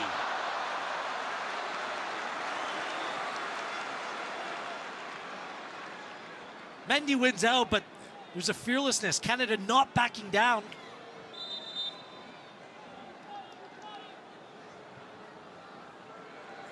Cannon's been good though, hasn't he? You see sometimes when you get a hard challenge, sometimes wingers, they drift out of the game. But not Buchanan, he keeps getting up and keeps running at the defenders. Laren. Across the face of goal, did that stay in?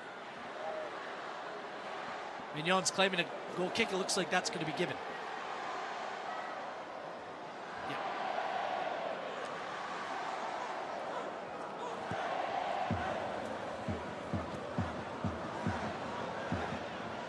Laren, top goal scorer for Canada, the top goal scorer with 13 in World Cup qualifying in CONCACAF.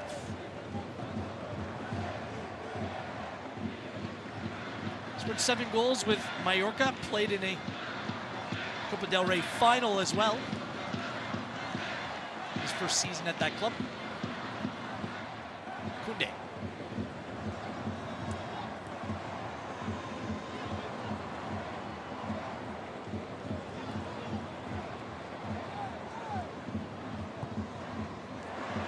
Ball played over the top. Dembele. 2 players open. Giroud just couldn't get to it. Crepeau, you thought he was going to come out and take. Little hesitation, and Giroud unable to finish. Crepeau trying to get that back line forward. David. Eustachio, that's good.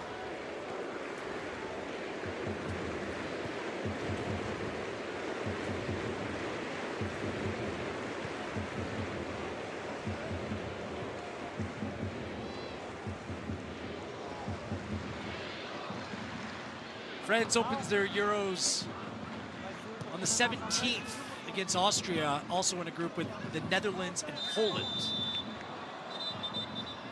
Kone fouled by Camavinga, and a chance for a double change can be made. The night is done for the captain, Olivier Giroud, still stuck on 57 goals, but the oldest player to play for France. He'll have a role to play at this summer's Euros. Loved by the fans in Bordeaux, and makes his way off to a round of applause.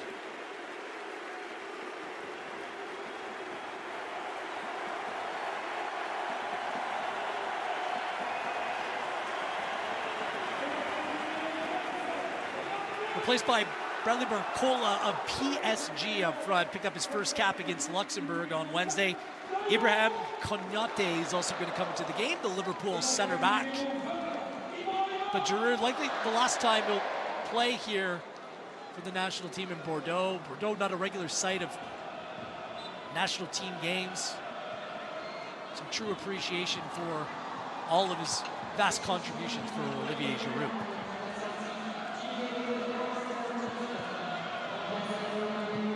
Camavinga. Eustachio slides through.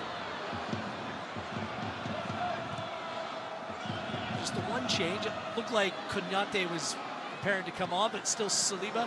And a mistake there. Well, Konaté is on. That is him. Confirm that change in just a moment. Mendy keeps it in. Camavinga. Conte. Bradley Barcola. Outside of the foot. Spectacular. Thuram. Turns Bombito around. It's with Griezmann. Drops for Conte. Dembele. There's space for France. Back inside to Thuram.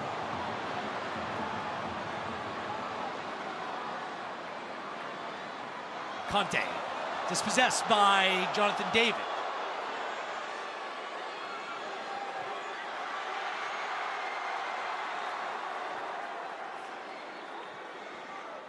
Looks like Upamecano made way for the change for Canmnt coming in. So Canmnt, that is, for Upamecano.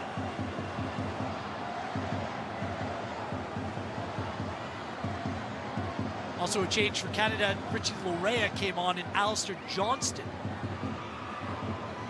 came off as well.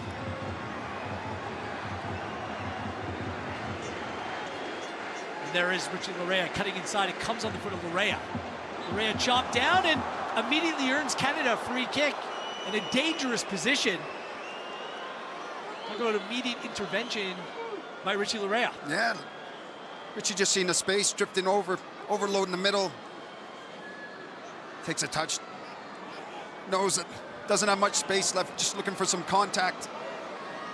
It's a great opportunity for the Canadian side now.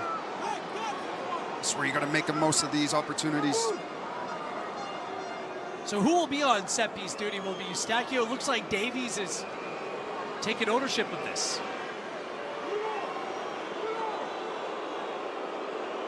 Alfonso Davies.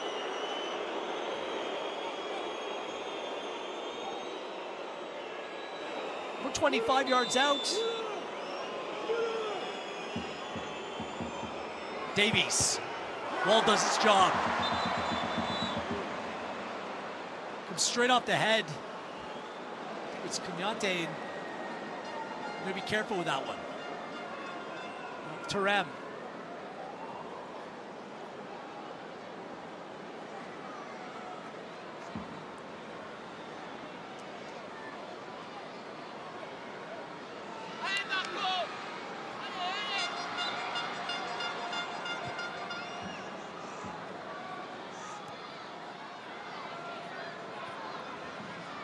There's Laryea.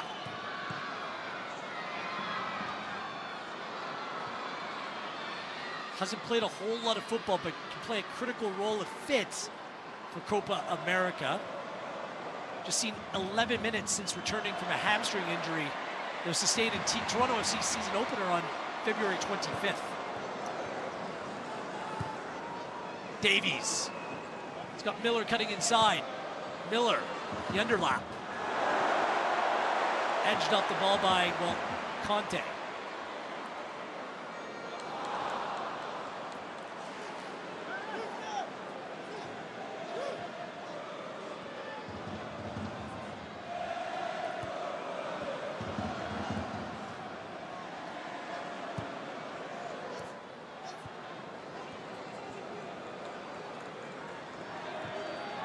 Turn, David. Jonathan David blocked by Saliba. Things opened up nicely and Tajon Buchanan fouled. Kone with the through ball. David Turn was almost surprised how much space he actually had. Yeah, and I think he's gone for a goal, but I think Eustachio was the better option there, just to be slid in. But again, the Canadian team just playing forward, getting their heads up. Could have slipped Eustachio in. But Jonathan David, being a striker, thought I'm gonna have a go here.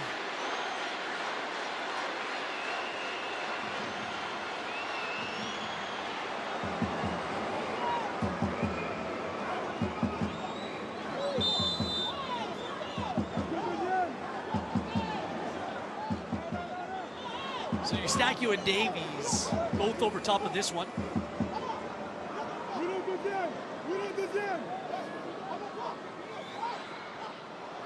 Eustachio, far post, drops to Jonathan David.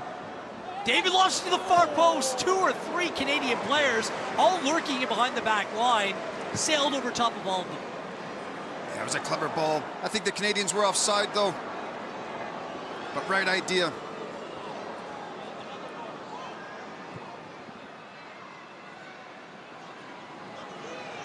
Osorio and Miller, Kamal Miller, being set to check in for Canada.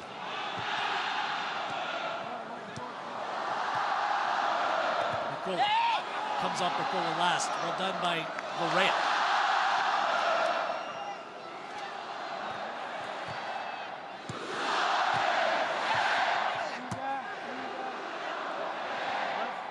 David does really well to Buchanan. He's onside. Buchanan to the far post. Davies is making up ground. He gets there. Davies, he has options. Eustachio to Liam Miller. Laren.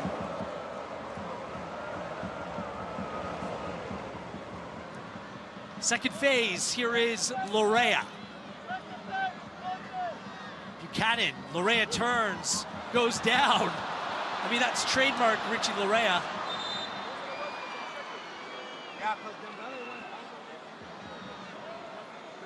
Again, Richie's so clever at just drawing fouls. He's waiting for the contact. As soon as it comes, to the ground he goes. It's another tricky spot for the French to defend. And options for both Eustachio and Davies. Canada locked in, the focus. It's been right there tonight. Maignan, an excellent goalkeeper. Wonder if Davies is going to go for goal here. Act like he's going to put a cross in. Maybe try to catch a keeper off. He attempted to have a go here. It was a smarter move to play it inside.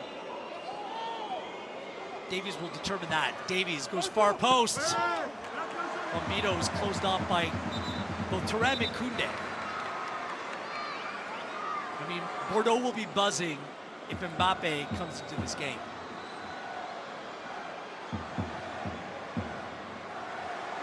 So the double change comes here in the 70th minute. Derek Cornelius, his night is done, but he leaves after making an impression. The full 90 in Rotterdam, 70 minutes here tonight. Cornelius put in a shift, leaves with his head held high, and most likely cements himself in that starting role for Copa America. Kamal Miller, who was a mainstay under John Herdman, comes in to replace, like for like. Marsh thrilled with the performance. No, he of was his left center back. He was great tonight. Been singing his praises for 90 minutes, or for 70 minutes today. And Osorio comes in to replace Kyle Laren. So Osorio will play just underneath Jonathan David. Not a like for like, but Marsh giving a number of different players a look ahead of Copa America to help ease some of his decision making. Osorio the latest. Here's Conte. So 3 changes made for Jesse Marsh thus far. Saliba. Barcola didn't catch it clean. Skips under Bombito. Buchanan taking no chances. It's like Mbappe is about to take off the bib, and you're going to hear the reaction of the French faithful.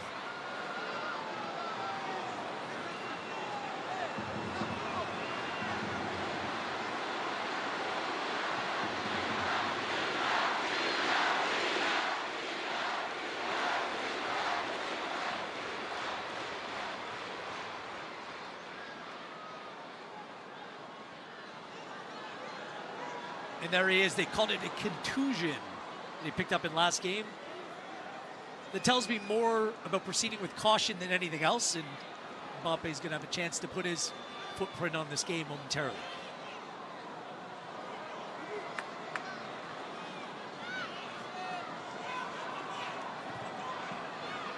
Giveaway, Conte.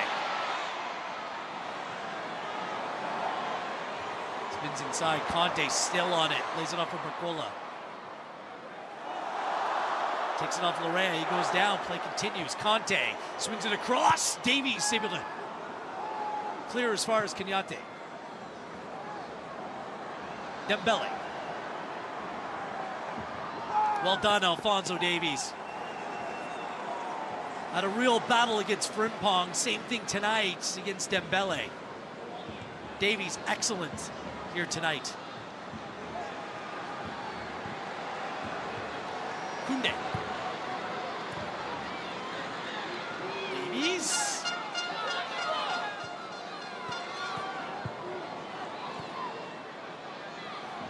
Kone spins Camavinga. I mean, Ismail Kone, if the footballing world wasn't aware of him before, just watching him here tonight, it's been outstanding. Yeah, absolutely has been. He's held his own tonight. like how brave he is. And you're right, there will be people watching him. Kingsley Coman, one of the changes being made as Marcus Thuram makes way. Davies' Bayern Munich teammate. Coman. And the noise will tell you who's coming on next.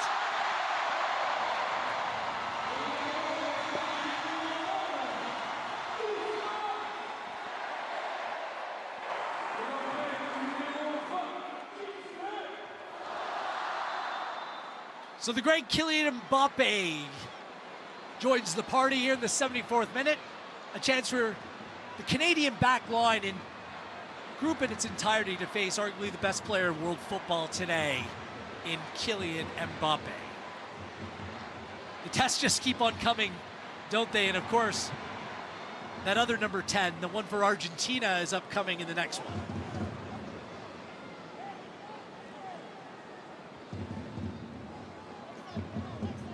So Mbappe will slot in through the middle, and Davies gets to defend his Bayern Munich teammate Coman wide right now.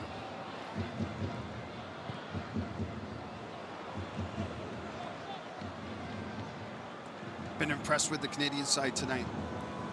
Just their work ethic, how everybody's so positive and comfortable on the ball, not panicking. And defensively, just how balanced they are. All working together.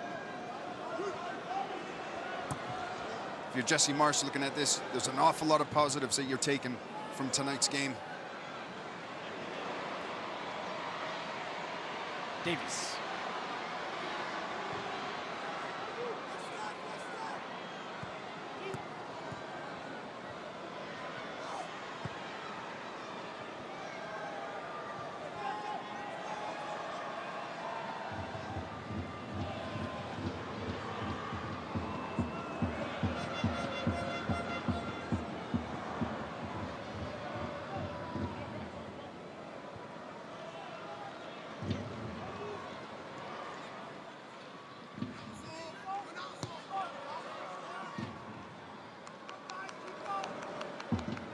Marsh keep going.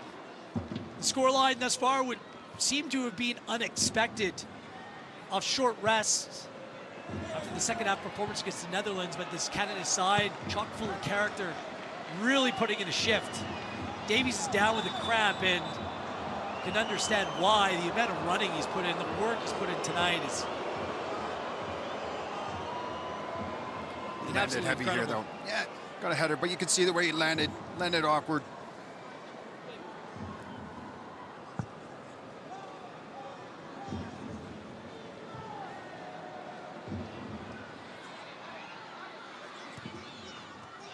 You feel like CONCACAF needs a good result as well after drubbing Colombia, just absolutely demolishing the United States, and Mexico taken to school against Uruguay. That performance like this from three nations that are going to expected to play their role in the 2026 World Cup as home nations.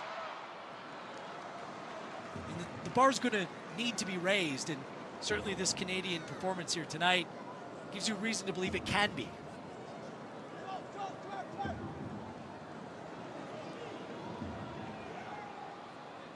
Kamal Miller, good slip pass. Miller, an excellent distributor of the ball. Stacchio, good. Buchanan with some space. Buchanan, no problem for Saliba.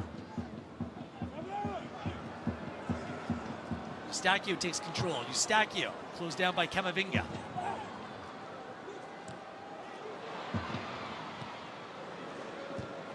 Saliba taking no prisoners, coming straight through Liam Miller.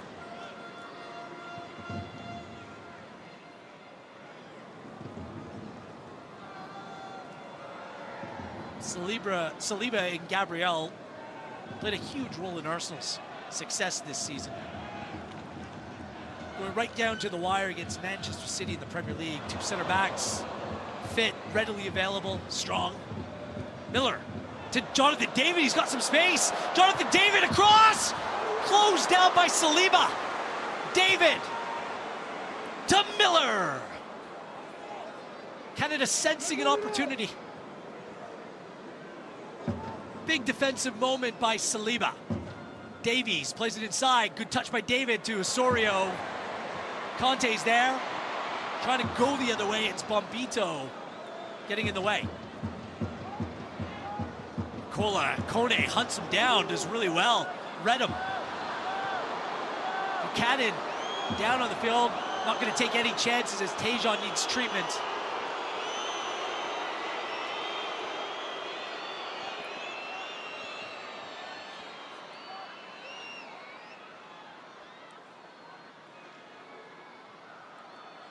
Again, just positive play. Liam Miller just keeps getting into the right spaces. His movement's been brilliant. Jonathan David just trying to play Oso. Felt maybe he could have had a shot. Saliba coming back, getting a leg in the way. But down that left side, Liam Miller's been great. His movement all night, just finding these great little spaces, driving forward. But what I do like about this Canadian side, just how the willingness to get forward. Forward passes, good firm passes, finding good spaces to play.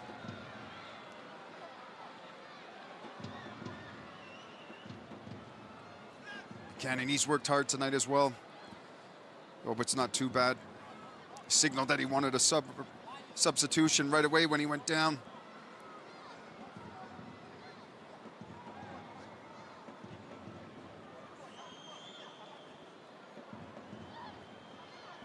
Giroux's just best chance of the game. It's one of those you just weren't sure if the goalkeeper was going to come or not. I mean, he's scored this spectacular before. He's like, I think he was saying to Turan behind him, let me know if you're there. Just was in between two thoughts.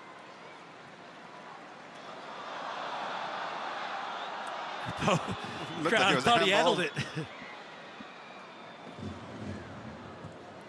51% possession for Canada. France 10 shots to 6. Canada yet to have a shot on target. It's been a great watch here today. Hope you've enjoyed it. It's what it's all about between now and the World Cup. Big games, big tests, big fixtures, big moments. Saliba with the push from behind on David.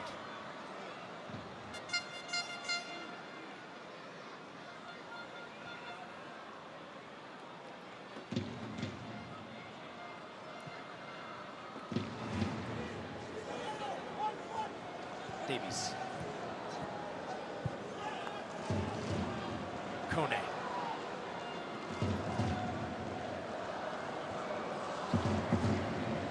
Doesn't look out of place, Ismail Kone, at all. Miller. Kone's been great. Just proven that he can play at the highest level. If he keeps playing the way that he's playing, he'll be getting a big move.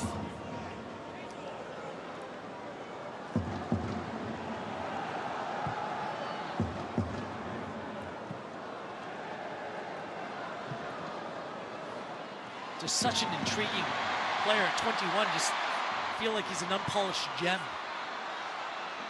Mbappe out to Barcola. His former teammates now at PSG. Camavinga. Saliba. Conte gets there ahead of Miller. Coman cuts inside. Coman still on it to Kylian Mbappe. Mendy.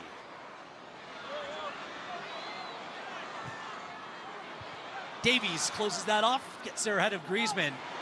Poor touch by Miller. Recovers. Legs starting to feel heavy. Jules Koundé. Across. Mbappe in a fight at the far post. Referee allowing play to continue. All kinds of contacts. Mendy. To Saliba. Canada dropping deep. Osorio steps. Clear the 18. Mbappe in behind. Canada claiming offside, and the call is answered. Mbappe offside. Flag goes up.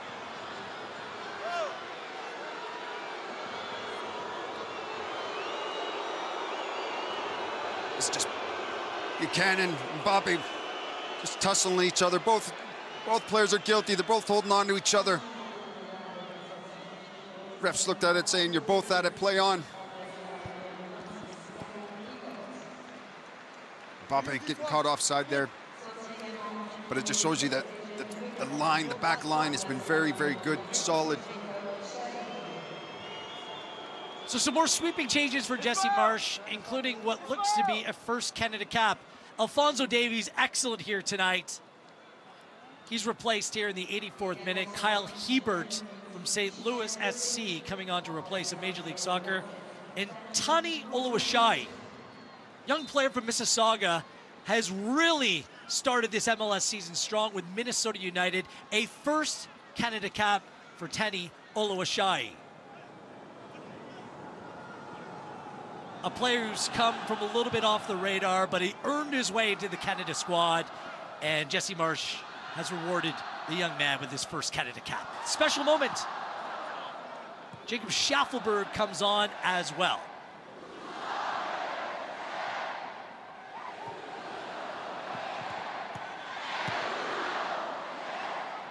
Schaffelberg trying to get on it, put some pressure on Saliba.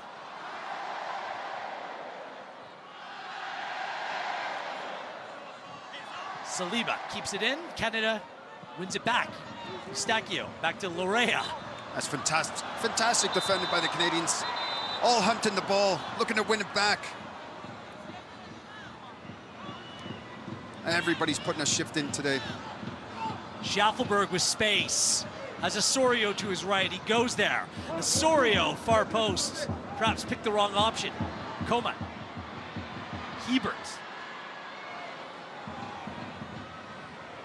Keeps the pressure on. Ball played through. Ismail Kone and Tajon Buchanan, the other Canadian players to be replaced in that triple change.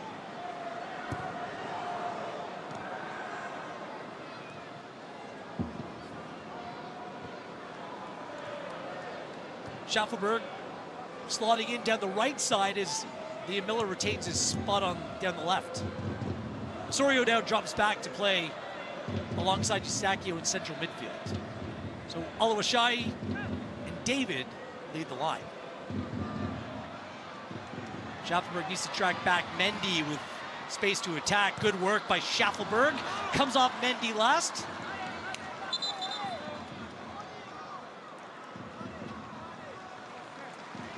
And one more change coming as Antoine Griezmann, his day is done. 87th minute. Randall Kolo Muani's coming in. Scored against Luxembourg midweek. And looks like he will be a preferred starting player for Deschamps down the right-hand side come the Euros.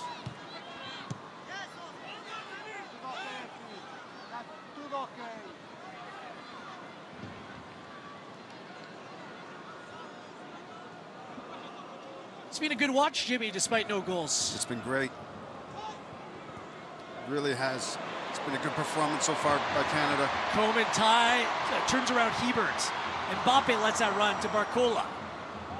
Barcola to Mbappe. Quick step. Mbappe! Could it be that moment of magic that France so desperately required? Schaffelberg lunges in, trying to win the ball. Just stand up. Just by him lunging in, just opened up some space for Mbappe to have a dig. A good test for some of the depth players. I mean, Hebert turned there, going up a player against a player like Coman. You're not facing that week in, week out in Major League Soccer. Hebert from Winnipeg, Manitoba. Just a second Canada cap. Plays it inside, look out, dangerous ball. Osorio gets there. There's levels, and it's a big step up for some of these Canadian players right now. It really is, but this is experience that you want. We've been talking a long time that Canada needs these games, these big games, and finally we've got them coming. And the experience that these players are going to gain from it. Coman lets it run. Hebert needed to get that right. He did.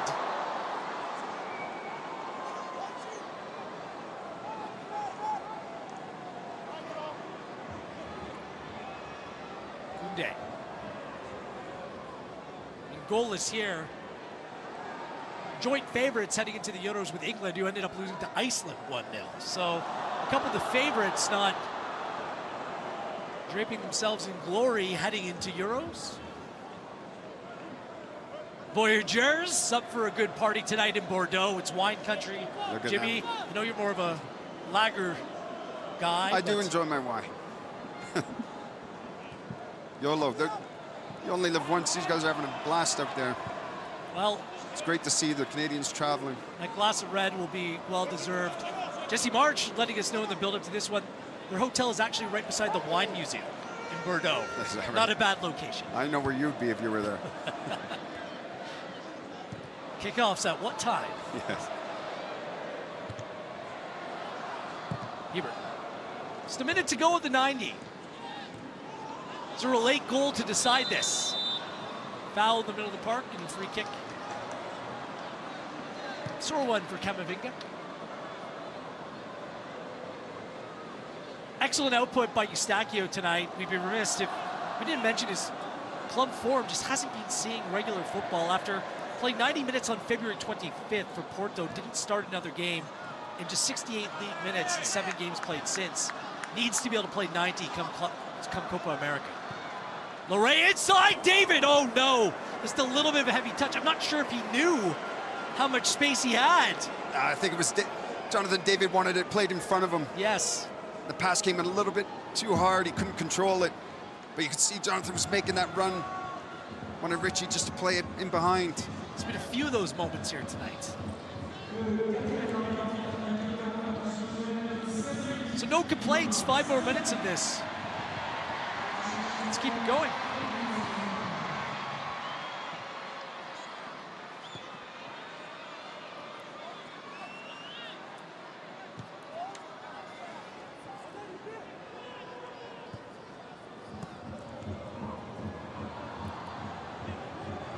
Miller.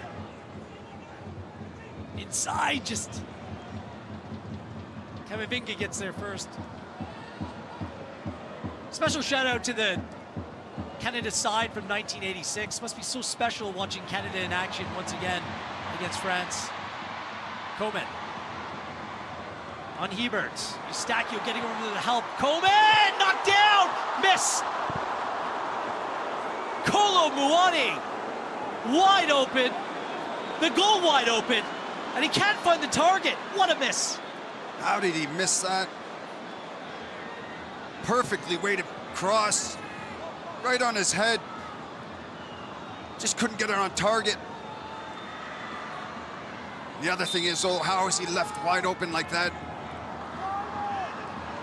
No communication in that situation from the defenders. Muani looked like his 5th goal for country was gift wrapped.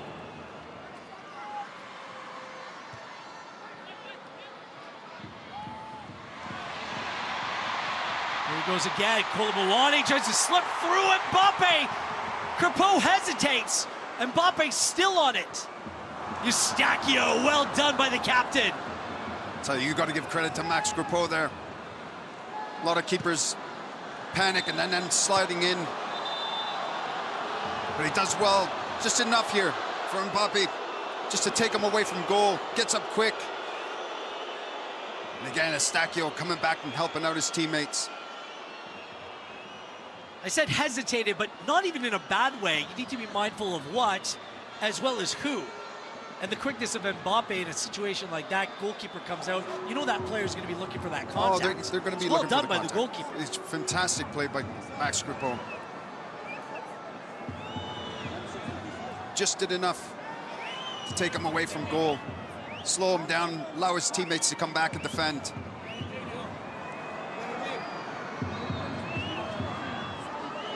Eustachio, the 2023 Canadian Player of the Year. Led by example here tonight. It's been an emotional run for Eustachio as of late, the birth of his daughter, but also the passing of his father, Armando. There's Bombiro, he's got to see that. Went with the wrong man. Kamal Miller's there, he can pick up the other player. French substitutes bench can't believe it either. It's the small margins when it comes to the Euro. Last time, France were knocked out. Knockout stages by Switzerland. They were up 3-1 in that game. Then things got crazy. A manic 10 minutes. Ended up pushing that game to penalties. Leon Sommer, quite frankly, was up for it, and Hugo Lloris wasn't. And France were dealt a blow in Euro 2020. Just played in 2021. Camavinga looks inside to Barcola. Hebert with the step. Comes off the French attacker last, and will kick.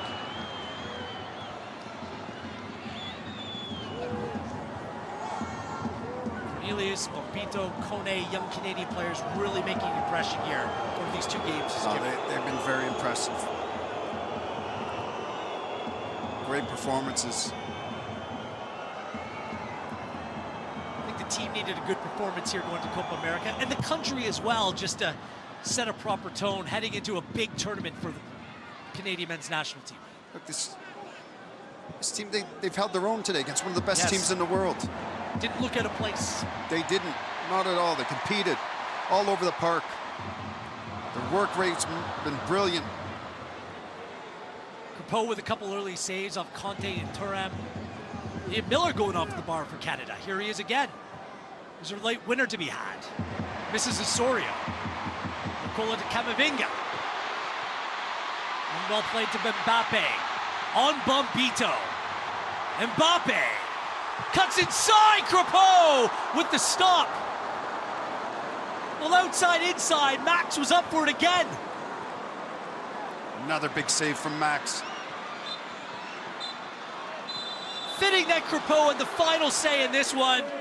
Couldn't be beaten on this night as Mbappe and company go into Euros with a goalless draw. Canada will be encouraged by a top performance, the work rate exemplary, the output of these Canadian players outstanding for Jesse Marsh. It's an unexpected draw for Canada and the one that will give some real life into this side heading into their June 20th fixture, the opener of Copa America against Argentina. From Bordeaux, it's France 0, Canada 0. These are the types of results against the types of opponents that you get excited about. 0-0, the final between Canada, ranked 49th in the world, against France, ranked number 2. As we welcome you back inside our One Soccer studio, Matchday Live presented by CIBC. Andy Petrillo, Jordan Wilson, Christian Jack with you. Far cry from what we saw in the second half against the Netherlands a few days ago. Overall, how did you feel about this performance? I mean, I don't want to cry. I mean, there wasn't a win. But look, it was 0-0, but it wasn't a 0-0 performance where Canada were just parking the bus. They weren't going forward. They believed, they competed. This was a full performance for me, KJ. Thursday was a good half, a good spark, a good start to the Jesse Marsh era and that attacking, I would say the organized football. But today they put it all together. The only thing missing, obviously, was a goal for Canada. But in terms of a team that was organized, that competed, that wanted it, they were there today, Canada. I'm elated and so proud of this side. Yeah, it's hard to draw up a game where you expect them to be much better, right? Like, at the end of the day, considering, you know, you go through all the different phases of the game, right? Where you show a different tactical identity to them. You're still brave in possession. You create chances to win the game. You bend, but you don't break during that 15-minute to 35-minute where it was definitely all France and they created their best moments of the game. And you're able to get your best players in certain areas of the field that you'd be excited about, where you put arguably one of the best teams on the planet on their back foot occasionally. So, look, all in all, it's a terrific team performance. You could go all the way through everybody who wore the shirt on that field and talk about the strengths and what they were able to bring to that performance. It wasn't a performance carried by a couple of big players. It was a great performance, a truly great performance by Canada. And look, they'll be very, very happy. Let's highlight one player, though, right now, as he is our Gatorade performance of the match, and that would be Ismail Kone. And I think, KJ, a lot of people still had questions about whether or not this was the best kind of partnership between Steph and Eustachio, which I think everyone agreed, heir apparent to Atiba Hutchinson. But what he and Kone really dominate that midfield. Do you think Kone's coming to his own? Yeah, I thought he was tremendous. It's so amazing to see him so young and still being able to play like that. You know, to play in a midfield against the athleticism and the technical quality and the players that they've got in there, Camavinga and Griezmann dropping in and getting beyond in the pockets, creating opportunities. Look, there could have been a number of players who could have been man of the match for Canada today. Eustáquio next to him was terrific. Max Crepeau was very good. Cornelius and Bombito, exceptional. Davies was very good. Jonathan Day with a work rate. We can go on and on. I'm sure we've missed some. But to have a young player for Canada play at that level with that element of swagger and confidence on the ball, he did not shrink. His shoulders were high, and he played great. He didn't look out of place, and that is a strong midfield. People can say whatever they want about Kante and the move. This is still N'Golo Kante you're going against. Camavinga, and the way he's absorbing pressure, Andy Pachillo. That's when you know someone has confidence in the midfield. When pressure comes and they don't rush. Things almost slow down for them. That's what happened with Kone. So lucky to have him playing for Canada. And he just keeps getting better and better every time. We are very lucky. He has that element of grace when he receives a ball where it's just very, very smooth. You know, the way he receives in pressure in tight, as you alluded to, the way he escapes pressure, he never panics. There's occasional times where he's passed the ball and he's lost it and he's got his head right back in it. He never looks like a player that other players are saying, I need you to keep going. He looks like a leader, but I said he's got that grace, he's got that ability to flow across the field. It just becomes very easy. Yeah, I guess the weak point for Kone, if you think about 18 months ago, 2 years ago, is just tactically, how do you fit? Yeah. I think tonight, or today, we saw tonight there, today here, we saw someone that absorbed that and knows when to go and play tight, when to come and get the ball, when to slide over in certain positions. Especially when you play two in the midfield, it's huge that both of those guys know their role. He was exceptional in there. And he is exceptionally fit. You know, when Alphonso Davies went to Bayern and they started to show these photos of what he looked like when he was younger with Vancouver compared to what he looked completely jacked with Bayern, pretty sure we could do the same thing with Kone. He just looks huge. The man weight kicked in, Charles. It did. It comes in, 21, 22, it just, You are not knocking him off the ball. I feel like we could choose so many, especially right near the end, that brilliant save off of Kylian Mbappe for Max Crepeau. But we're going to go back to the first half here, our all-state save of the match. Crepeau getting the call today. It was always in Jesse Marsh's plans. Dane St. Clair played against Netherlands. Crepeau here. And KJ, I mean, he did not look out of place at all. Yeah, that's a wonderful save, by the way. That's by far and away the best save of the game. You can see Max Crepeau. Watch Max Crepeau's reaction to this. He understands to keep it on the ball. Look at that right away, and he gets up and he applauds himself. And I think it's the best save of the game by some margin. I am absolutely thrilled for him because, you know, what that guy's been through over the last 2 years since the MLS Cup final, broken his leg, fought to get it, missed the World Cup, comes back, been waiting for that moment to take on that shirt. Boyan moves on. Then the new manager comes on. He's thinking, okay, it's my shirt. And then he gets a tap on and said, Dane's playing on Thursday. Yeah. And by the way, he wasn't told on Thursday that you're playing on this game. Jesse Marsh only told him after that game, even though it was Marsh's plan all along. The goalies didn't know. And so for him then to go out there and put a performance in like that, you know, if Dane St. Clair was on pole position to be in the net in Atlanta before the game, you got to wonder now. Competition, baby. You love to see it. We said it pre-game.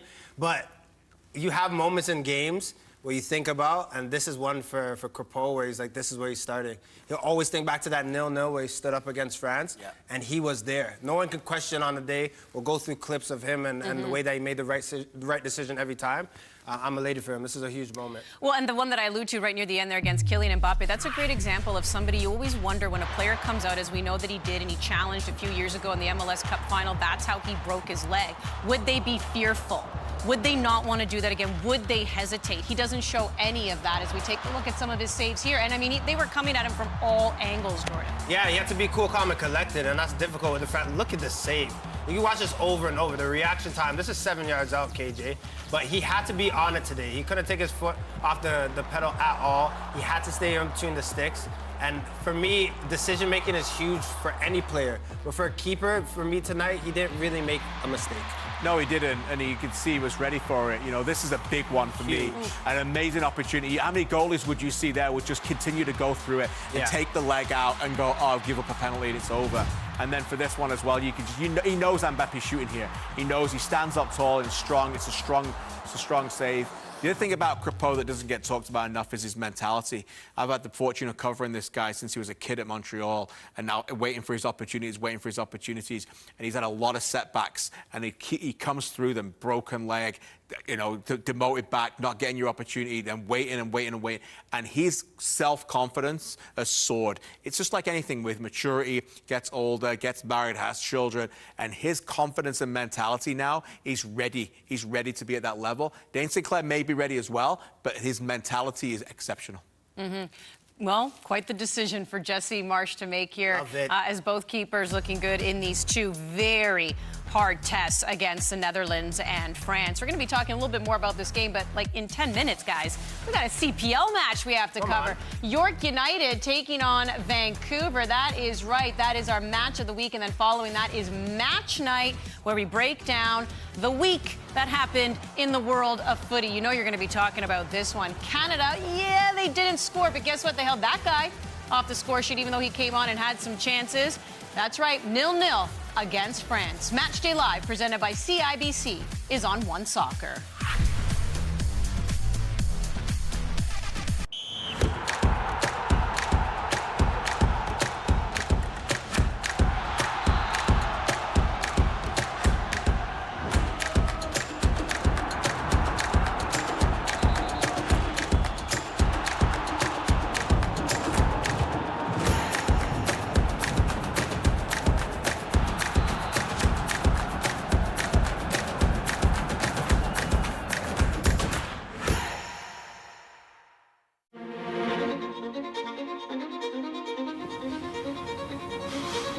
Do we really have any choice at all?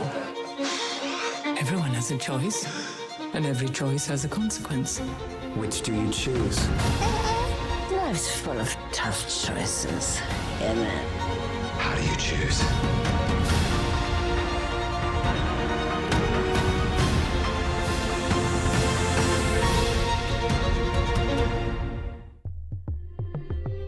This is not just laundry. This is laundry that's one and done. This is the ultra-fast combo laundry machine that does both washing and drying cycles, so you can take a load off. This is cleaning large loads in about 2 hours. No more checking, no more forgetting. Profile is revolutionizing laundry, making any room the laundry room. This is GE Profile.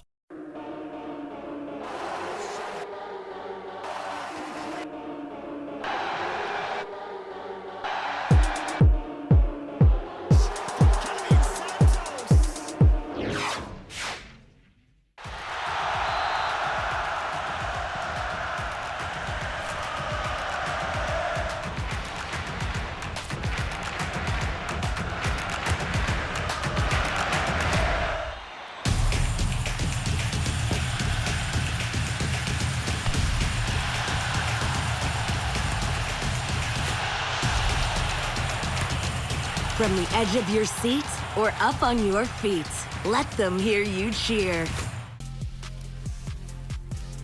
Here's a look at your full-time stats. Canada managing 7 shots there. Obviously, France's goalkeeper not too busy with no shots on target.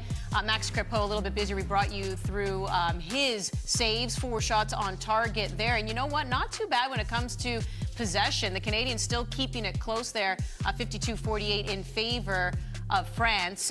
But here's the thing, even though there were no goals scored in this one, that doesn't mean the forwards, KJ, weren't working. That doesn't mean Jonathan David, in particular, wasn't doing things out on the pitch. Yeah, I suppose what's a Canadian postgame show without me talking about Jonathan David? That's your guy. Rightfully so. Keep saying. Let's get some clips on this guy. Let's talk about him, okay? I want to highlight a few things here in particular. You know, right away when we pause it right there, this is the counter-attack, right? So this is an element where Canada were trying to expose France in the first 7 minutes. David is off at the races, and he's already, the word for me I'm going to use with this man is anticipating, because he's exceptional at it. So he's away. Buchanan's going to play what turns out to be a dreadful pass. But we're going to move on from that. Watch David throughout this play.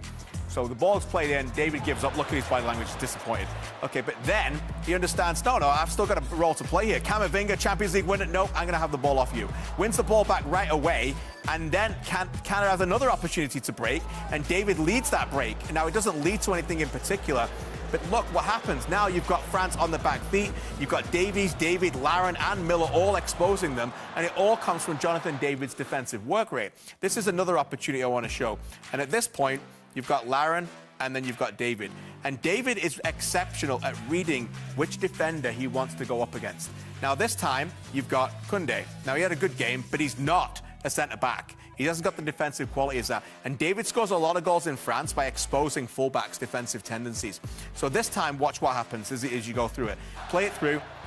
And David is really good at this, posting up and going right away through and understanding to win that ball. And now he set it, and then we pause it there. Now what you've got is you've got Upamecano who shifted over. There's your centre-backs who shifted over to the ball. And because of David's effort there, a lot of strikers, I think, Jordan, might make this run. But that's not really a positive run. It's not. He wants to go this way, right? And there's a difference when you're defending a player like that. Absolutely. One, because for Koundé, it's very difficult to run back, see the ball, and see the man. But also, if David goes for the near post, that's one thing where it's easier for a defender, right? Yeah. If you can get in that blind spot like he did there, it's a headache for any defender. The cross is poor, but the point is there. And now you've got another defender here. This time it's a different one. It's Konate, the substitute. Okay, it's a different task. Let's go up against a different player. Roll it through. Now you can see what David does this time. Now he's onside as we roll the clip through. You can see the work rate that this man has and the effort to read things all of the time. Now, when Davies makes that break, he's in. Watch his run, to hold the onside and to understand the ability now to hold that run and see this as a way of getting beyond it. This is a goal. The only reason why it's not a goal is because of Saliba. Play it through and watch how the exceptional defending would stop it. Yeah, Saliba, that big block. But look, this... Look at that. It's a great chance. No? His movement and the effort it takes to get into those positions. If he jogs, he doesn't get there. He's always moving and bursting into the space that he needs to. And you don't always see that from a striker, and sometimes the best player on the pitch. But that effort and that meekness and humility it takes to get there, that's why I love it. It sums up Canada for me, the way that he worked today. It's been an exceptional game. Exceptional day. Four halves, Netherlands, France, 3 of them. Canadians looked great. Yeah. If you're wondering about their confidence heading into Copa America, going up against those two types of opponents, I would say they're feeling pretty good about themselves. Next up's Argentina. By the way, we'll have more of a post-game breakdown. We'll hear from head coach Jesse March in match night. But first, we're going to get you set for a Canadian Premier League match between York United and Vancouver FC.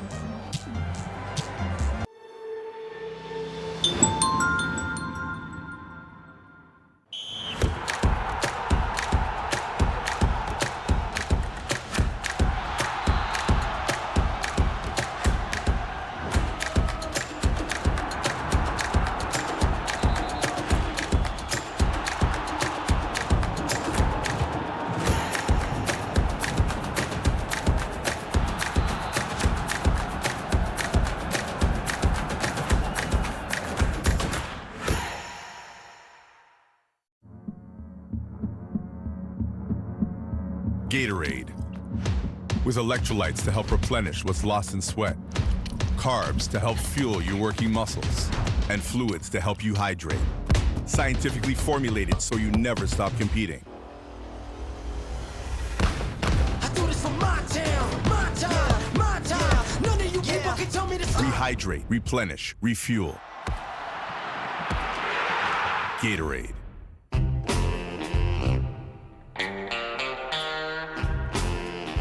This ultimate mouth-watering moment is brought to you by the big, bold, ultimate taste of Ultimate Chicken Hot Dogs, only from Maple Lodge Farms. Life's better with extra space. Space for family. Space for memories. Space for you. Try 4 weeks free. Access Storage, proud partner of Canada Soccer.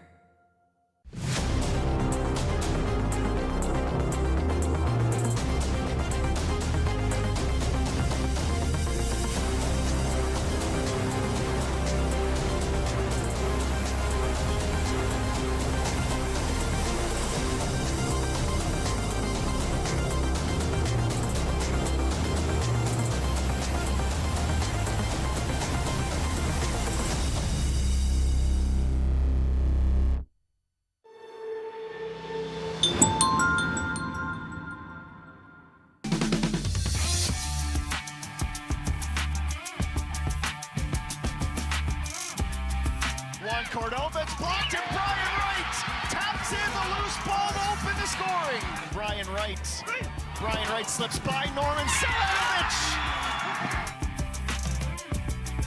Playing in right. Brian Wright a poke for the brace. Yes! 3 goals.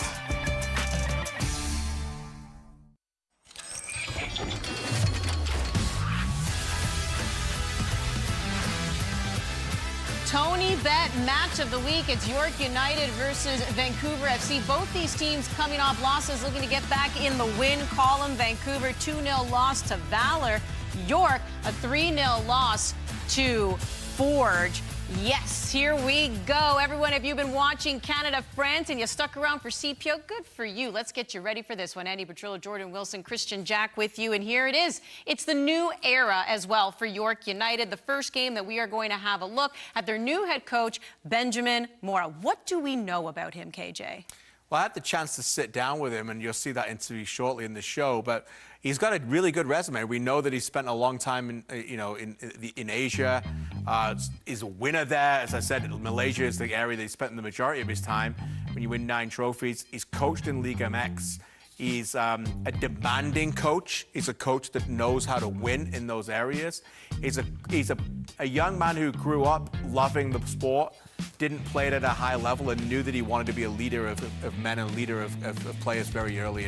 So he's made a habit of having a good coaching resume for a young man who's only 43. So he's a young man, but he's been around for a long time as a coach, Jordan. Mora has come in, the Pasquale brothers have said that they want to play a certain type of football, right? A certain way, keeping the ball on the ground, playing a toka-toka, tiki-taka, drawing teams, and playing that type of style. So my biggest question for Mora is when you come into the CPL, there's so much that you just have to get acclimated with. How quickly will that happen? You want to see that moving forward. You see the Mexican connection with the brothers that came in, hiring someone that you know. Mora has so much to just really understand about the league and understand about these players.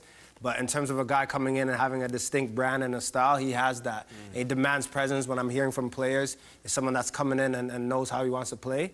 So that's half the battle. The other half is your team buying into it and getting the job done. I thought you were going to start a song there. Little toka-toka. Toka-toka. You can't say toka-toka without a little, yeah, shoulders. You got to move your shoulders when you say something like that. This boy's got rhythm. Sometimes. He's going to do it. Depends on the day. I want to see you dance here, KJ. Come on now. Wants to see I want to see it. You know who would like It's a long day, maybe a match night in like 3 hours. Love that. When we're still live. Let's go. Never know what sets in. But you know who wants to, find their dancing feet and get rid of their 2 left feet on the road is Vancouver. Why are they struggling away from home? Yeah, I mean, I think we're going through this phase right now, right, where they are undoubtedly better than they were last year. Jordan, They made changes last year, but this is the area for me that they know that they have to fix. If they want to be with the big dogs, if they want to be the ones who are contending for trophies, which is what Ashwin Gotby said, that needs to change. I know that that's been a big topic of conversation internally. They know this is not good enough for them.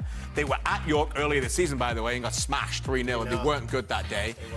So I think that, look, we know that it's a very difficult place to play at home. They're very attacking kind of players.